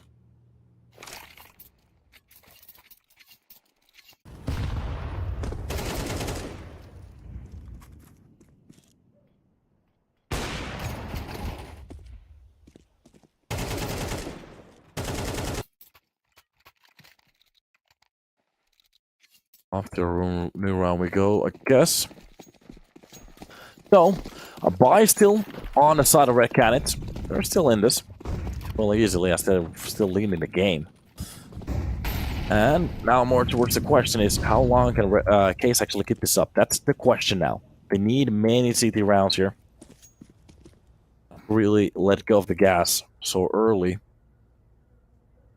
Meanwhile, Red Canids, well, they'll be happy to actually steal one of these rounds away, as they are opting in for a buy. Exactly what we actually might see here. I've seen a few teams actually snooze in front of some of these Tech 9 buys, and these are very, very scary at the moment, especially on the new, well, even on our old version of the CSGO. Every time you actually see a Tech 9 buy, just pretty much run to the hills at that point. Nice shot from Urban to actually get the first shot, at least on the Venom Zero. think the numbers work a little bit against towards them.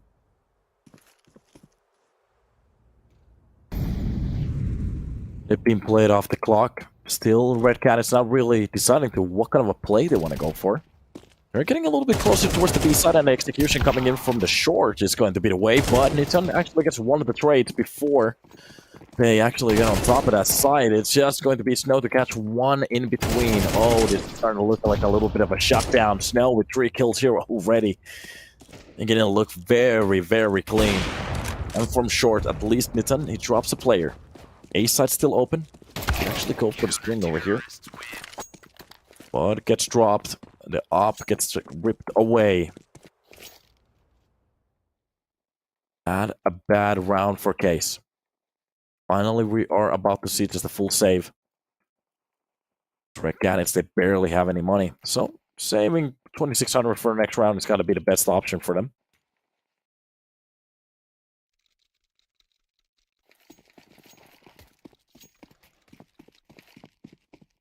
See some of these players just running around here.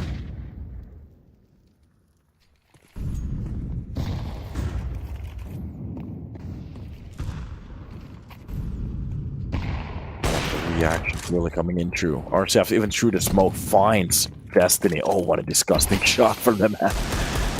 Oh, that early kill. That's got to be bothersome for the enemy team. That has to hurt. What it is, what it is. Still looking in for some picks here. Red Cat is really trying to stay away from those weapons. That's got to be Snow and RCF. Oh, coming up with more kills.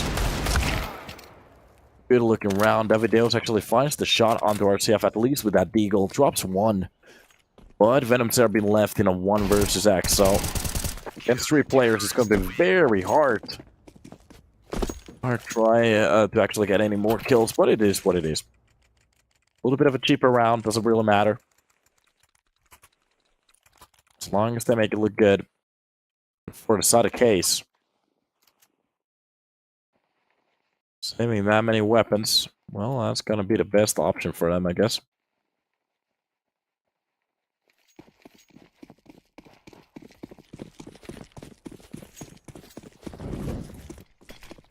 Alright. Ability Molotov is going to be used for push to the side here. Anybody wants to go for the connector pick? Might find one. Well, there's a little bit of a stack here towards the short. Or actually towards middle, sorry. Short hole coming in from Snow. They actually have a double man hole towards the connector, so they could easily react to whatever play they want to go for here. For Canids. Especially here on middle. Question is, could they actually go for the read?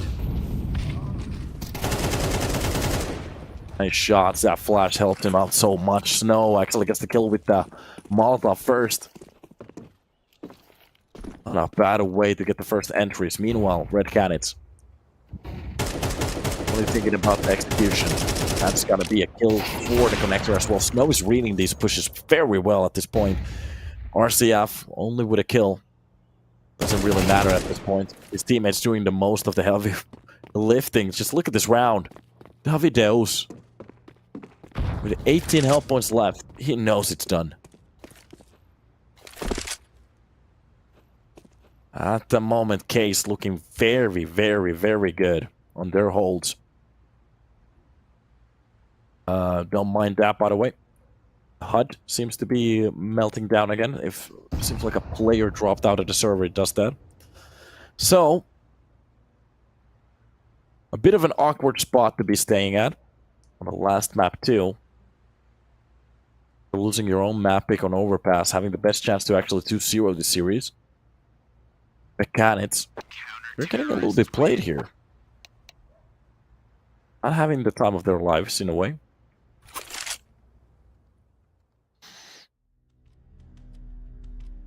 More on to the question, how long do they actually want to continue this? They will start to need some ridiculous play soon. If they keep this up, this is just pretty much going to be a game for Case to get that upper bracket run. directly at the start. At the first map that they had, it almost feels a little bit unfair. Or they're just getting bullied at this point.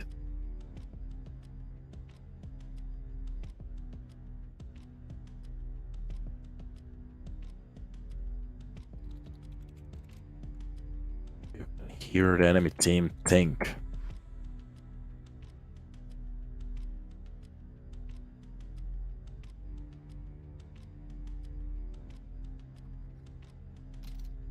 Football still waiting for the enemy team to player actually drop. It seems like he's back on the server, so we are okay.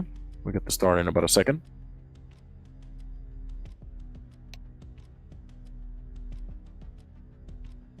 Player's looking a little bit like fallen.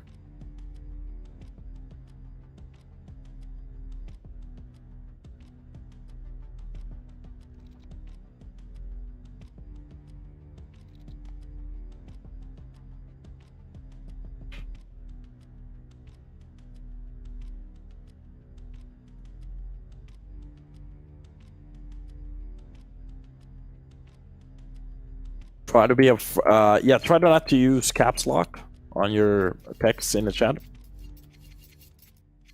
Seems like Nightbot is very, very, very sensitive for caps locks.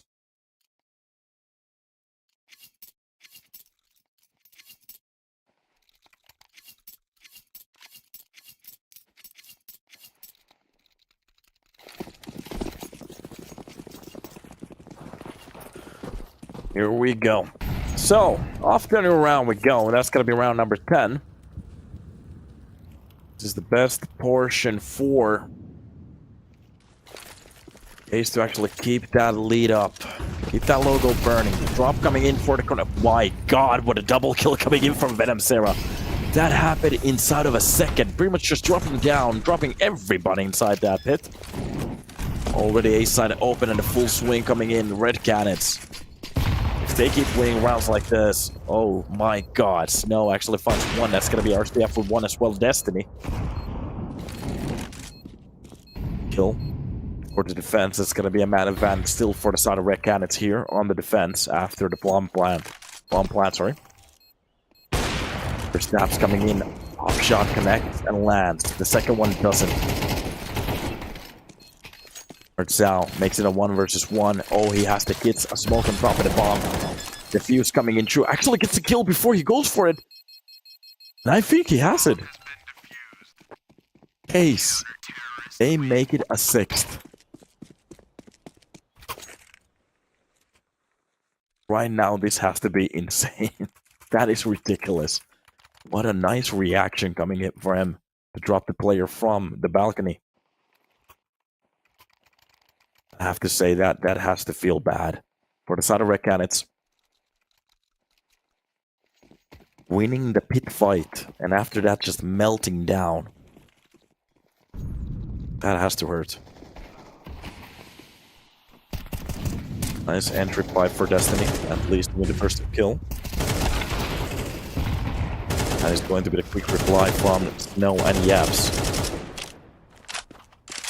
Even one on top of that with Riccioli.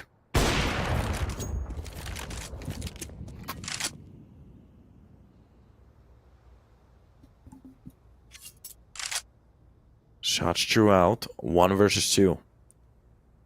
A bit of an awkward spot to be at alone.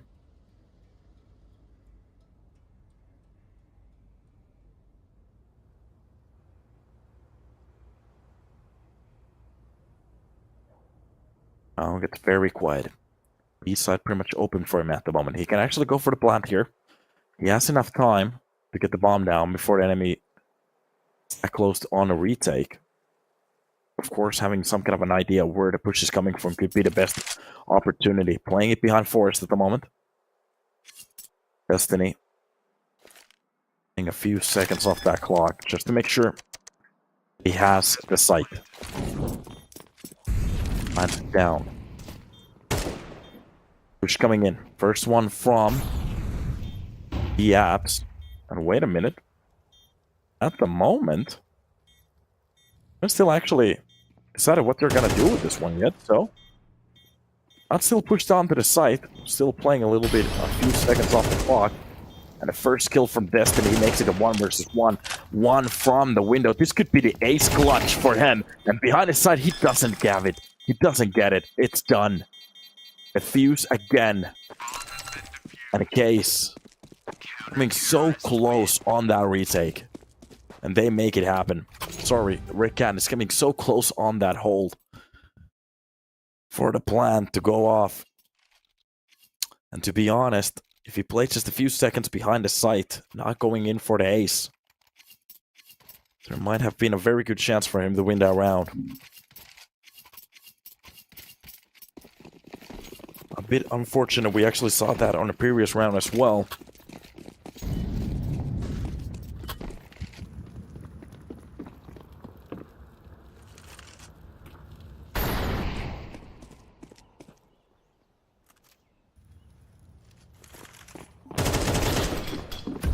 Early kills from the balcony, that's going to be Venom there to lead the kill towards the A side. Opens it up for his team.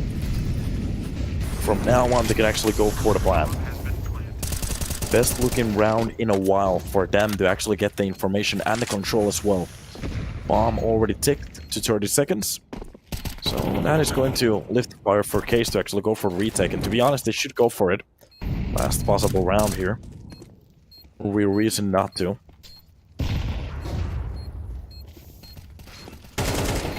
Bomb ticking away. The push coming in from Davideus. Oh, they actually do lose a couple of players here. Open up the site just for a little bit of a doable push. Nobody's on top of the bomb. Finally, the fuse coming in straight 10 seconds. It's going to be ripped away. That is the round.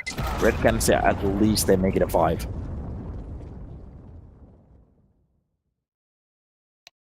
At least they make it a 5.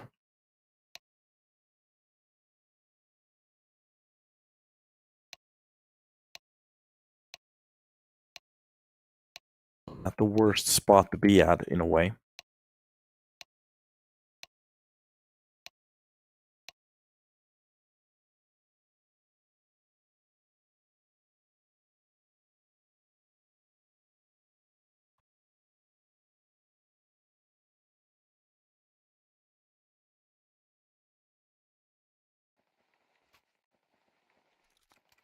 Time out here. An actual freeze time to wait for the teams to swap around. We're gonna see the 5 for what they're gonna go for. It's just gonna be pretty much Glocks from the side of Case with a flash and a smoke. And a raid weapon being dropped. Meanwhile, on the side of Red Canids, USB straight. And a lot of armor.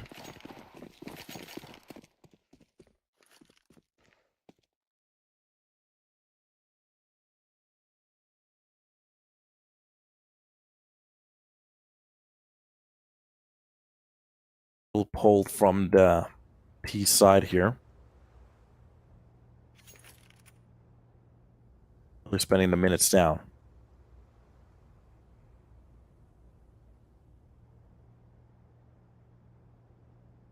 Front of a window, that's going to be the boost. Red Canids, they spot it, get the first shot. Very nice entry to start it off. That could actually give them information what they might be going for as well. Meanwhile, RCF is going to be the one to actually get 1. That is just old shield, bro. Venom Sarah with the 2. Already locking it down easily. That USB very crispy at the moment. Just losing a player, Red Canids. To be honest, not actually even getting that much action in this round. Just Venom Zero.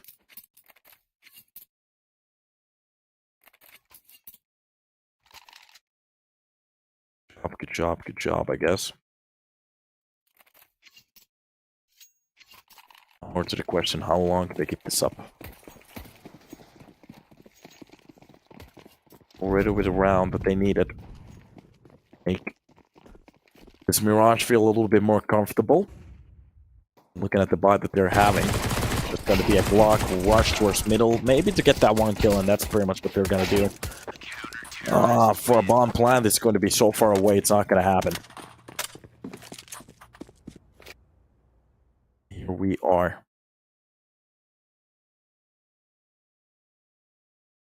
On a tie, 7-7.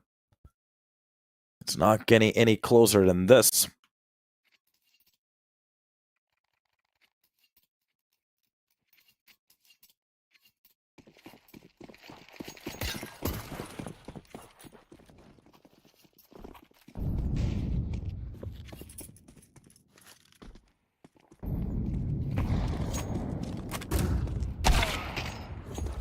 Shot on top of the boost RCF with a nice quick peek there.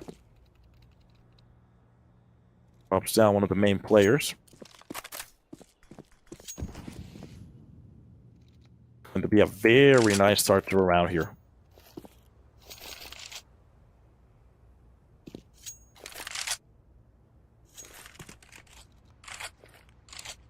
Picks at the start, and they're still not actually going for any of the real pushes.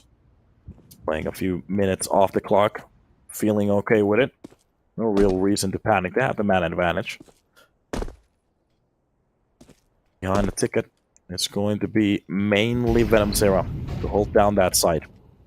Whatever he can go for, that's what he's going to do. Taps it out. AK is doing a little bit noise here.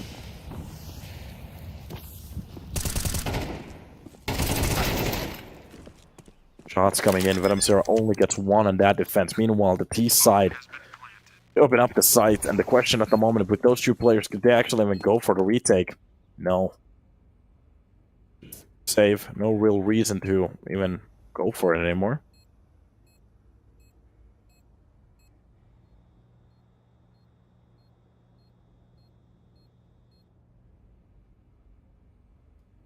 Nice round for Case to step in. Quickly reply to the last round. A round for them. Especially RCF from middle. Opening up the round with a quick boost op shot. Reading that there might be a close connector play coming in from the side of Red Canids. This time around it works out perfectly. Goes for the peak, easy kill. No problem.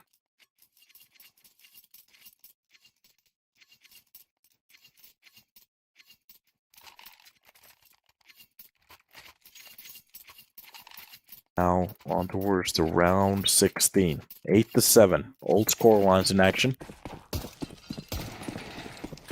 Still very up in the air who could actually win this one. It's not being locked down at all.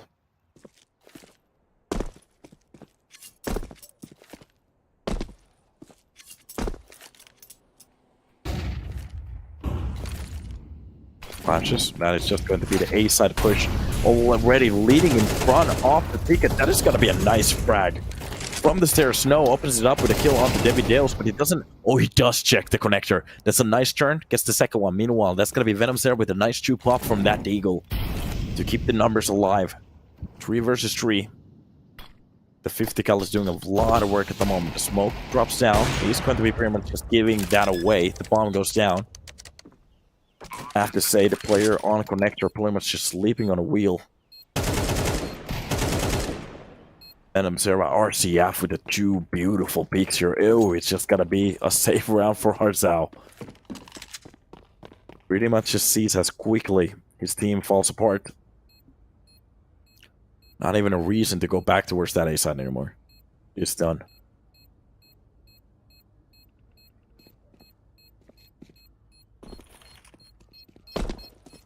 A Nighton on connector. Dropped off the second player. I think for a second it looked like it was behind the player who could have gone for the easy kill. He gets that kill. He can actually defend A side from connector. I have to say, what entry is going to look at this situation again? Middle hold coming in. This is the earlier round. That is going to be Snow. Just a 180. Yeah, that was Nighton. Sleeping on a wheel, pretty much. That is very unfortunate. Not really sure what to say there.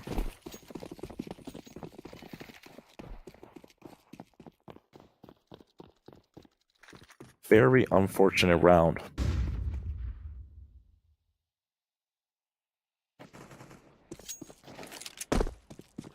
Still more to be played for.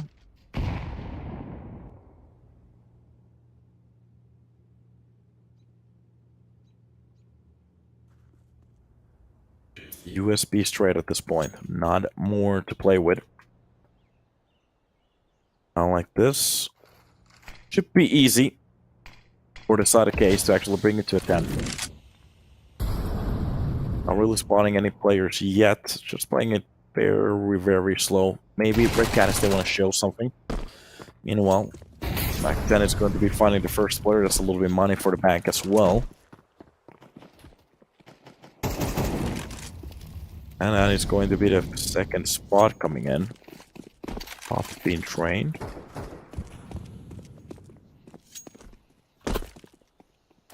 Bomb goes down for free pretty much. Still a stack in middle. But at the moment it's basically useless. With the pistols that they have, a round like this has already been lost. Not even a stand of armor.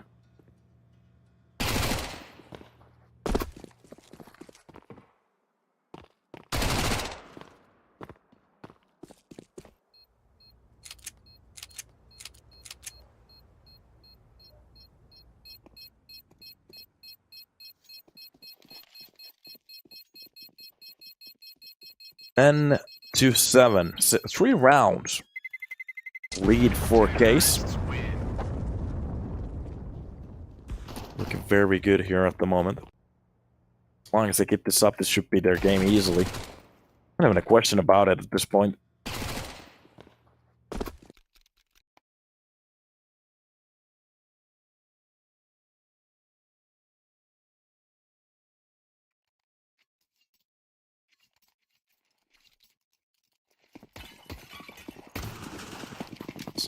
Sound turns a little bit noisy after we're about to see the buy. It's going to be M4s across. We haven't really seen that many op duels so far.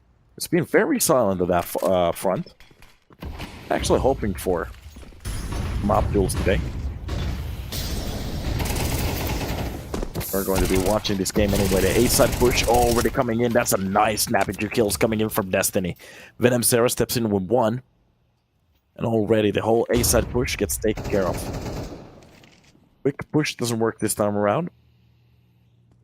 Nice change of tempo though, so a good try.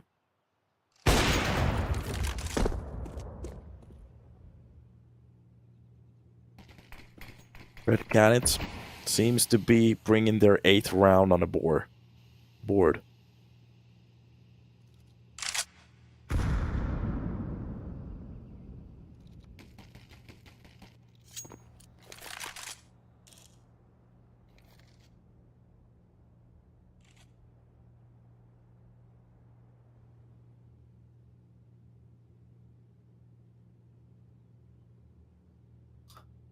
Like they're not gonna go for the hunt of these weapons, so Red Canids be kind of careful for themselves. They don't have the best economy yet. Really just winning around here. If they lose any of these M4s, it's gonna be a bad time.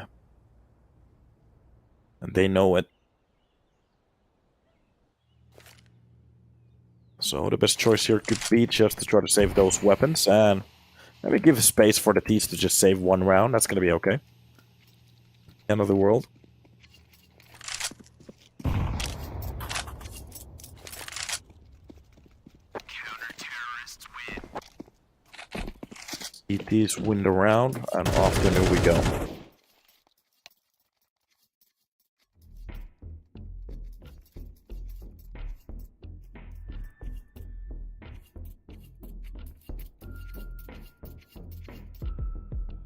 I'm on music coming back in, which means that they're thinking about what should they go for right now. A buy comes in from the side of Case. They still have money easily. Go for the buy on this round.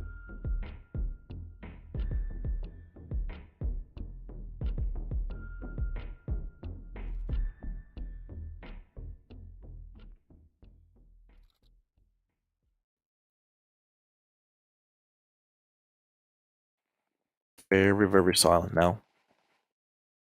So, freeze time. It's about to end.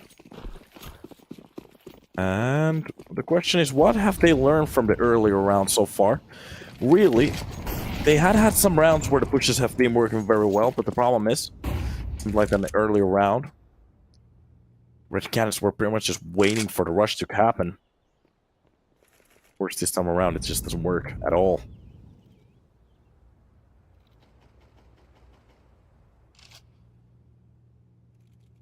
Something great, something beautiful is the way.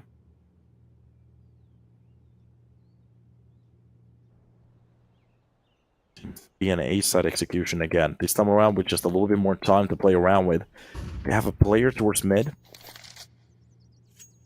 Second one just lurking towards that B side to make sure. They're gonna believe the push. Full fake at this point, pretty much. Top shot lands. RCF opens a kill from jungle, and right now Red Canids, they should know.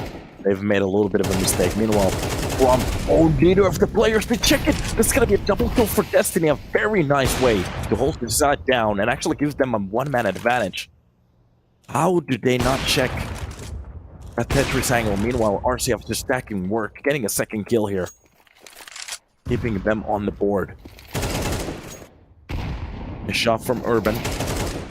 It's around the CT corner, gets that kill. Meanwhile, a little bit of a fight coming in front of him.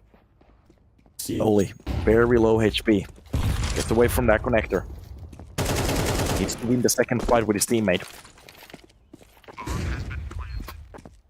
Bomb gets planted, and that's a 1 versus 2.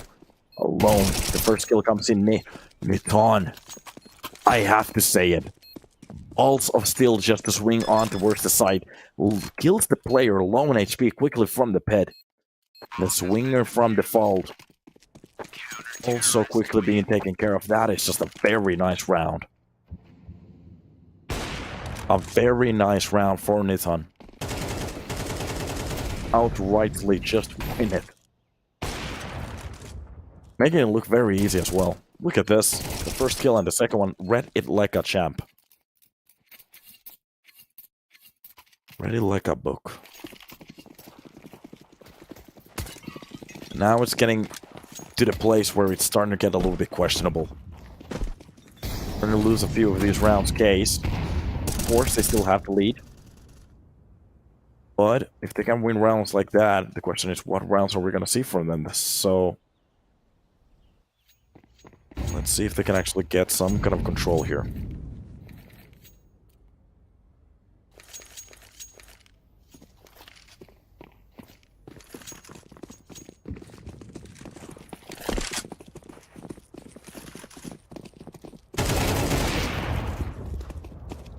Coming in from the T spawn. CTs maybe getting a little bit too comfortable here. That's going to be case, pretty much reading that push easily. Tap to the face and a kill. Question from the CT side.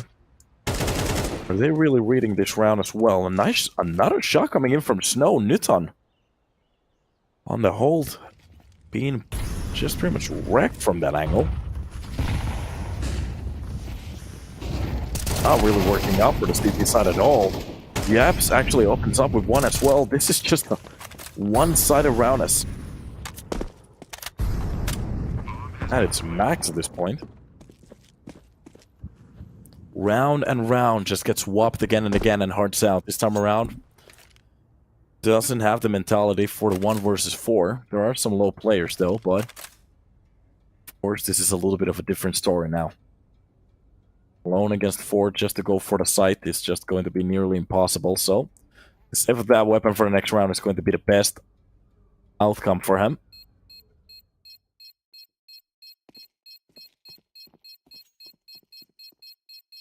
And here we go.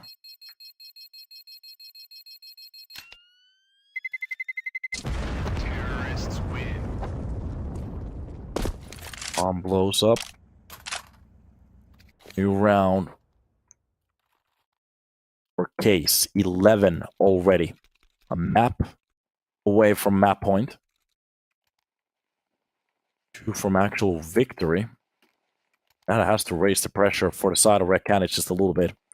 We did have some Red Canids betters on the chat. They're wishing pretty much to double his money, or actually multiply it many times. Well, at the moment, it's not really looking that good. Of course, still possibilities. If it keeps going like this, it's just going to be a little bit of a far cry at this point. Just look at this. Short hold, meanwhile, they are stacking a push towards the B side.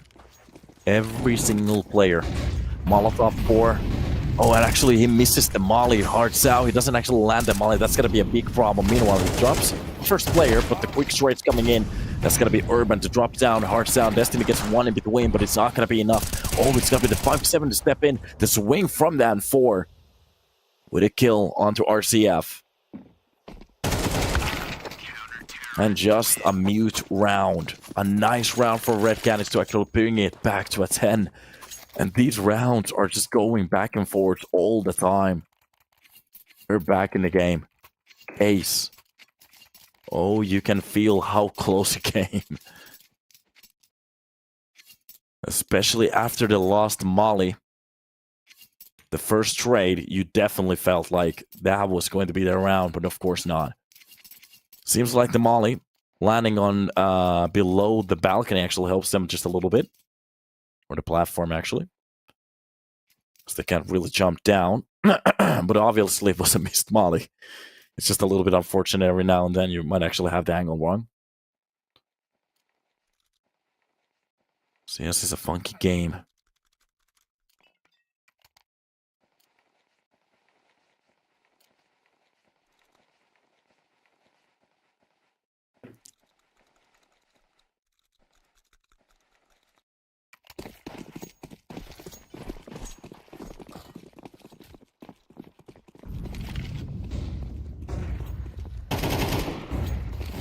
Big middle hole. So it's got to be the deep smoke from the CT side.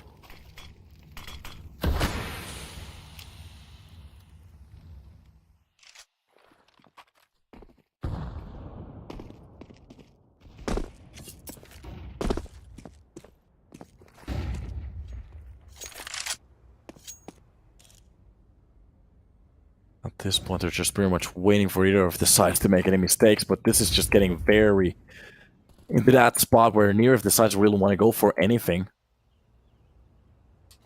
Yeah, Bebora, bye-bye. It's your time to get out. We gave you a warning. You didn't listen. Take a vacation, brother. So.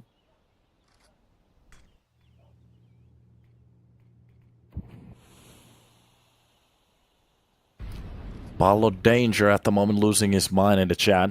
Well, it is what it is. You want to play with the big boys? Get treated like one. Seems like they aren't going to go for the push. No, it's going to be RCF. Close to the smoke. Drops down David. That's going to be a Destiny also.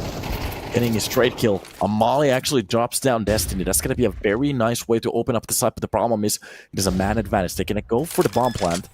And inside the CT smoke, there's a little bit of a problem. Oh, Venom Sarah gets a very nice kill onto Rizzioli.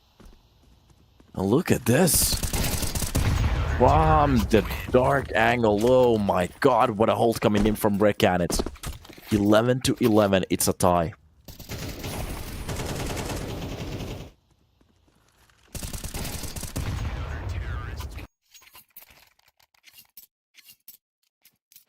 (11-11).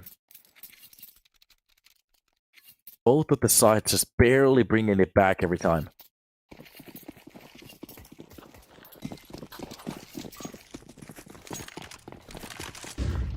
Now more on towards what can they actually go for here?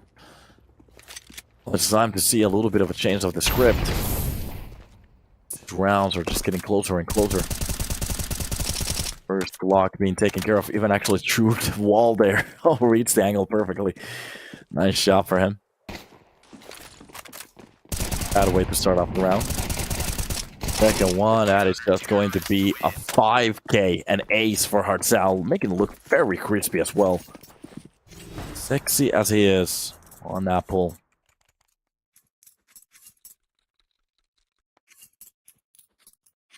And a round being left to play with.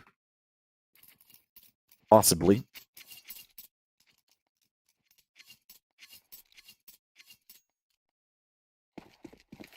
Now the question, is it done or will it keep going? Who's gonna take this home? Time on overtime at least being made for the side of Red Canids as a possibility already with the first pick from middle. That's gonna be a very nice one to open up the game. A B-side push seems to be the way. That's going to be already hard south. Drop from the side. Backside has a player. Will it be overtime? I'm not sure. A nice peek for the second player. This one goes down. Meanwhile, from the short, they're trying to make it happen. Man advantage for the side of case. Through the smoke. Destiny goes through. A nice kill coming in from Venom Zera. A second one for Yeps. Trades everywhere at the moment. Individual play needed. And close to that smoke. They get a little bit closer. Control from Forest at this point. And the bomb has been ticked to 15 seconds. They're gonna have to go right now. That Molotov, even a kill from that nade coming in. They open up even the second kill. 1 versus 1, spotting out the player. It's not gonna happen. Case. They bring this to an overtime, and we are gonna continue.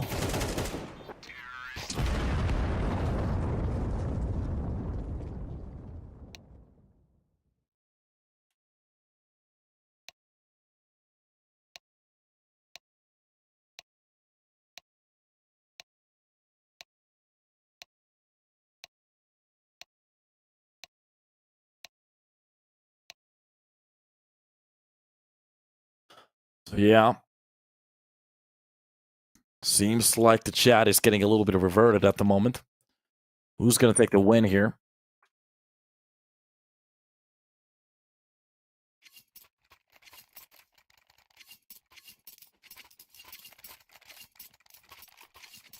$12 to 12.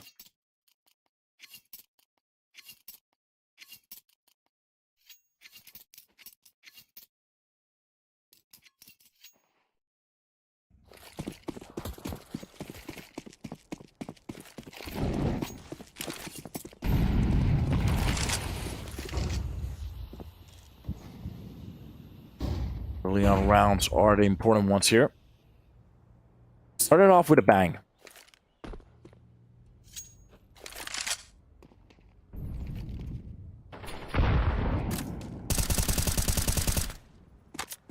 Few shots through the plywood to make sure. A similar player is not going to be attempted again. This time around with weaponry.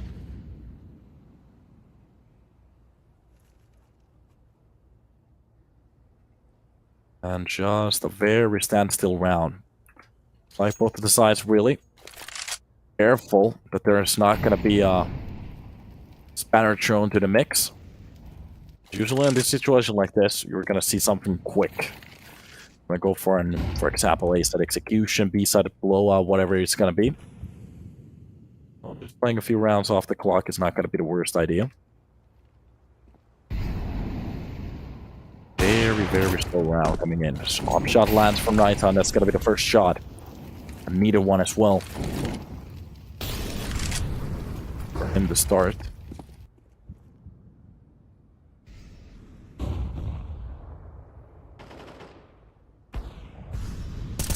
The round just gets very quiet here. Destiny, with that M4, drops the first player in line. Opt in for that A-side push from short. They're getting a little bit closer at this point. Connector could be the point, but from window, Destiny actually reads out the push perfectly. And it's going to be the second kill for him. Goes for the connector shot. RCF is ready for the swing. At least they get the one. But so far away, RCF alone at the point. Oh my god, it's done. First round.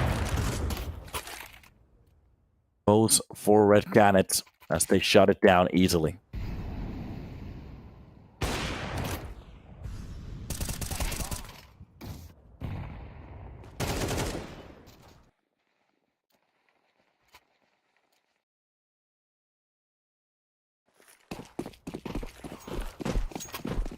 It's 1 o'clock here in Finland. My neighbors hate me at this point, but it's okay. It is what it is. Late night casting. Well, this is just pretty much what CS is at this point. First shot, full blind. That's actually a nice reaction from RCF to drop down the player. Well played from a man. Early kill at the start of the round. It's going to give them just a few options more to go for. But of course, we have seen these 4-player turnarounds before, especially when these M4s get into those spaces, especially from the pit. Look at that. That's going to be the kill to bring it back to a 4 versus 4. even with control, but oh, he doesn't get the second one. Venom Zeta gets only one. Quickly traded Urban. Wins that second fight. Destiny very low on HP. Even if a nade drops on top of him, it's pretty much done. Smoke goes down. And they're not even going to attempt to go for the whole of that plant, so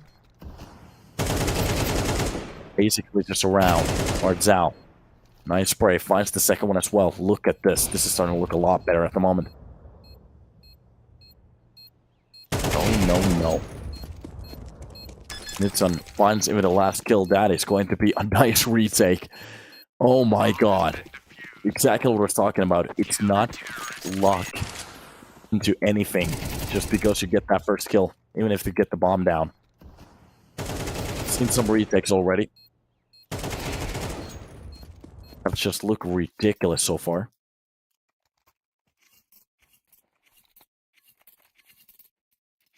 As long as they get this up. Very heavy chance that we are just going to be seeing some very good rounds here. It just said, GG, I'm homeless.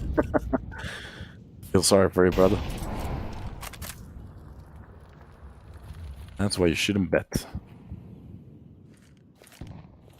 If you can handle it, it's okay. Early kill at the start. That is going to be, or just a little bit damage done, sorry. Meanwhile, it's going to be Venom Star underneath the balcony to drop down Snow. Urban gets a quick trade. That's going to be Davideos to step in with one. But the CT side just looking so crispy at the moment. Whatever they try to go for, always. There's a Red Canids player just taking a little bit of a better shot. Double nades and a molly.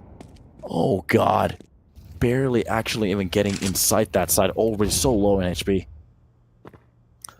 And the last possible round on the first half of this overtime for Case to actually win on a T side here. That's a little bit damage towards Davideos. To be honest, as long as they just stay hidden, not gonna be a problem.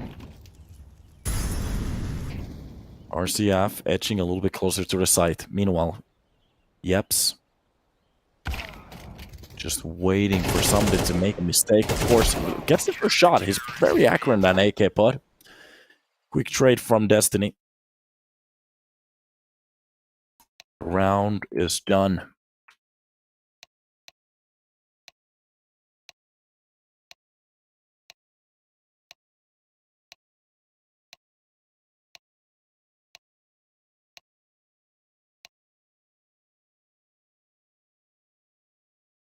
Oh no.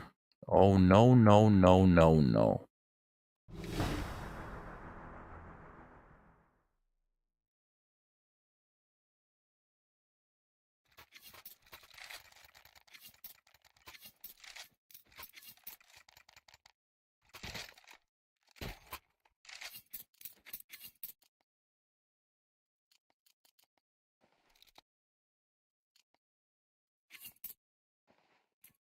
Esther thinks Snow can be big one day. Well, to be honest, at the moment that I'm watching this game, there are some names that could definitely... So, for example, if I think about the NA scene, nice shot from RCF started off with the first kill. If I think about the NA scene, like, there are some players that already look better than some of the players in some American teams, so... Definitely, yes. Maybe they just need a little bit of time to get a little bit more comfortable with the game, but... Already looking at this game, of course, this is a similar upper opposition, sorry. So, and it's going to affect a lot how some of these rounds look. Bad. Any kills coming finally in. Weak as Snow. And it's going to be Snow with a kill. Yep, gets the second one and a backstab coming in as well. Nice round.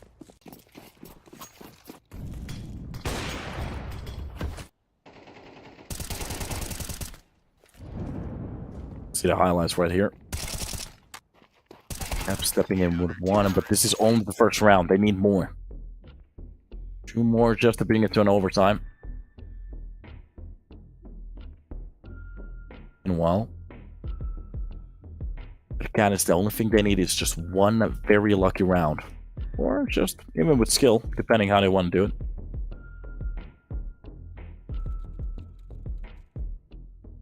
This could be it.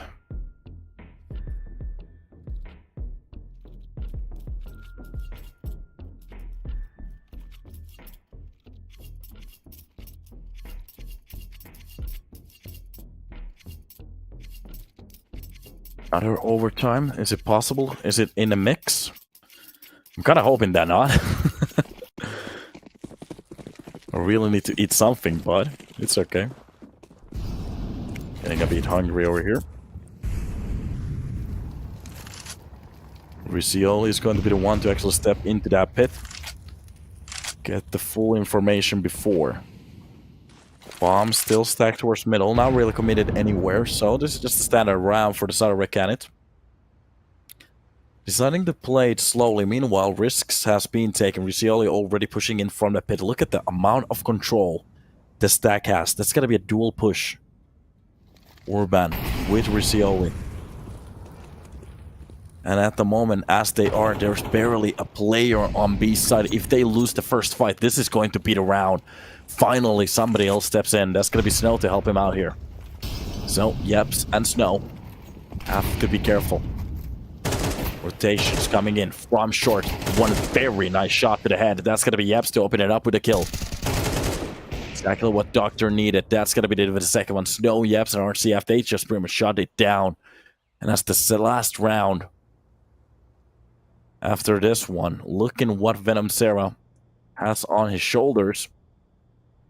Before we go for the last round, this is just a hard situation to be at. And to be honest, yeah, the lurk doesn't really do anything if your teammates don't do anything on the site. Literally just got wrecked. Full wrecked.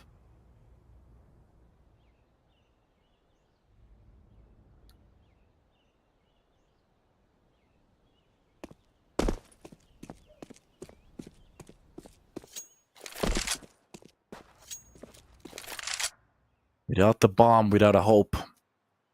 The time runs out. Venom Sarah saving that AK for the next round. Not a question. With 8,300, of course, they're going to have the buy, no problem. Last round. What can they go for? Or is it going to be another overtime? 2 overtimes here. Them to play for.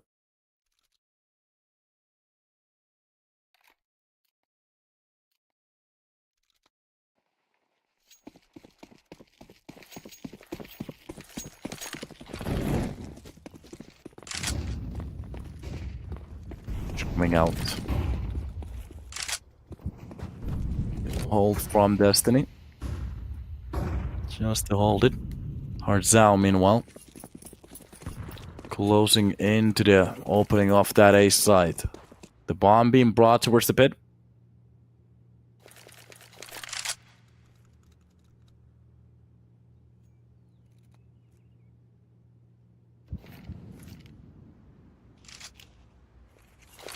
And utility being set up. That is going to be Red Canids with the A-side execution. This is about to happen. Are they going to go for it? Riccioli wants the first shot. That's going to be hard to drop. Devi Deus quickly on the trade. At least drops a player from jungle. That's going to be a very nice kill for Venom Sarah. Keeping the numbers alive. The third kill coming under the balcony. Even as the fourth one. Oh god, this is just pretty much a run over on the final round that they need. It seems like they finally made it happen. 1 versus 3. Can they actually go for it? 1 kill for Yeps. He needs 2 more here. We're a very, very lucky defuse. Love you, Mankate. It's okay, dude. I love you too. Oh, he's been burned away from that bomb as well. That nade barely does anything. Peek's coming outside. Davido's, the only thing he has to do is just play with his emotions. And that's the 1 tap to the face. It is done. Red Canids. They finally take it home. It took a little while. But it's okay. To be honest, they could have 2-0'd the game. Decided to lose map number 2. Getting a little bit closer than it's supposed to be. But 2-1 is going to be enough for them to bring it home. So they're going to actually continue on the upper bracket. And Case, well, they're not out of the tournament. They're just going to drop to the lower bracket against, if I remember correctly, give me a second. What is Made in Brazil Academy? Yes, that's exactly what this is. So the next game will be on an upper bracket, ODDIK versus Red Canids. That's going to be an awesome game. And the game after that is going to be Made in Brazil Academy versus Case. So those games are going to be streamed a little bit later. I'm pretty much done with this tournament for now. And maybe we'll see you in the finals. I'm not entirely sure who's going to be casting those, but we'll see when it comes up. So guys, hopefully you had a good time. Enjoy, and I will see you in the future. Have a good time.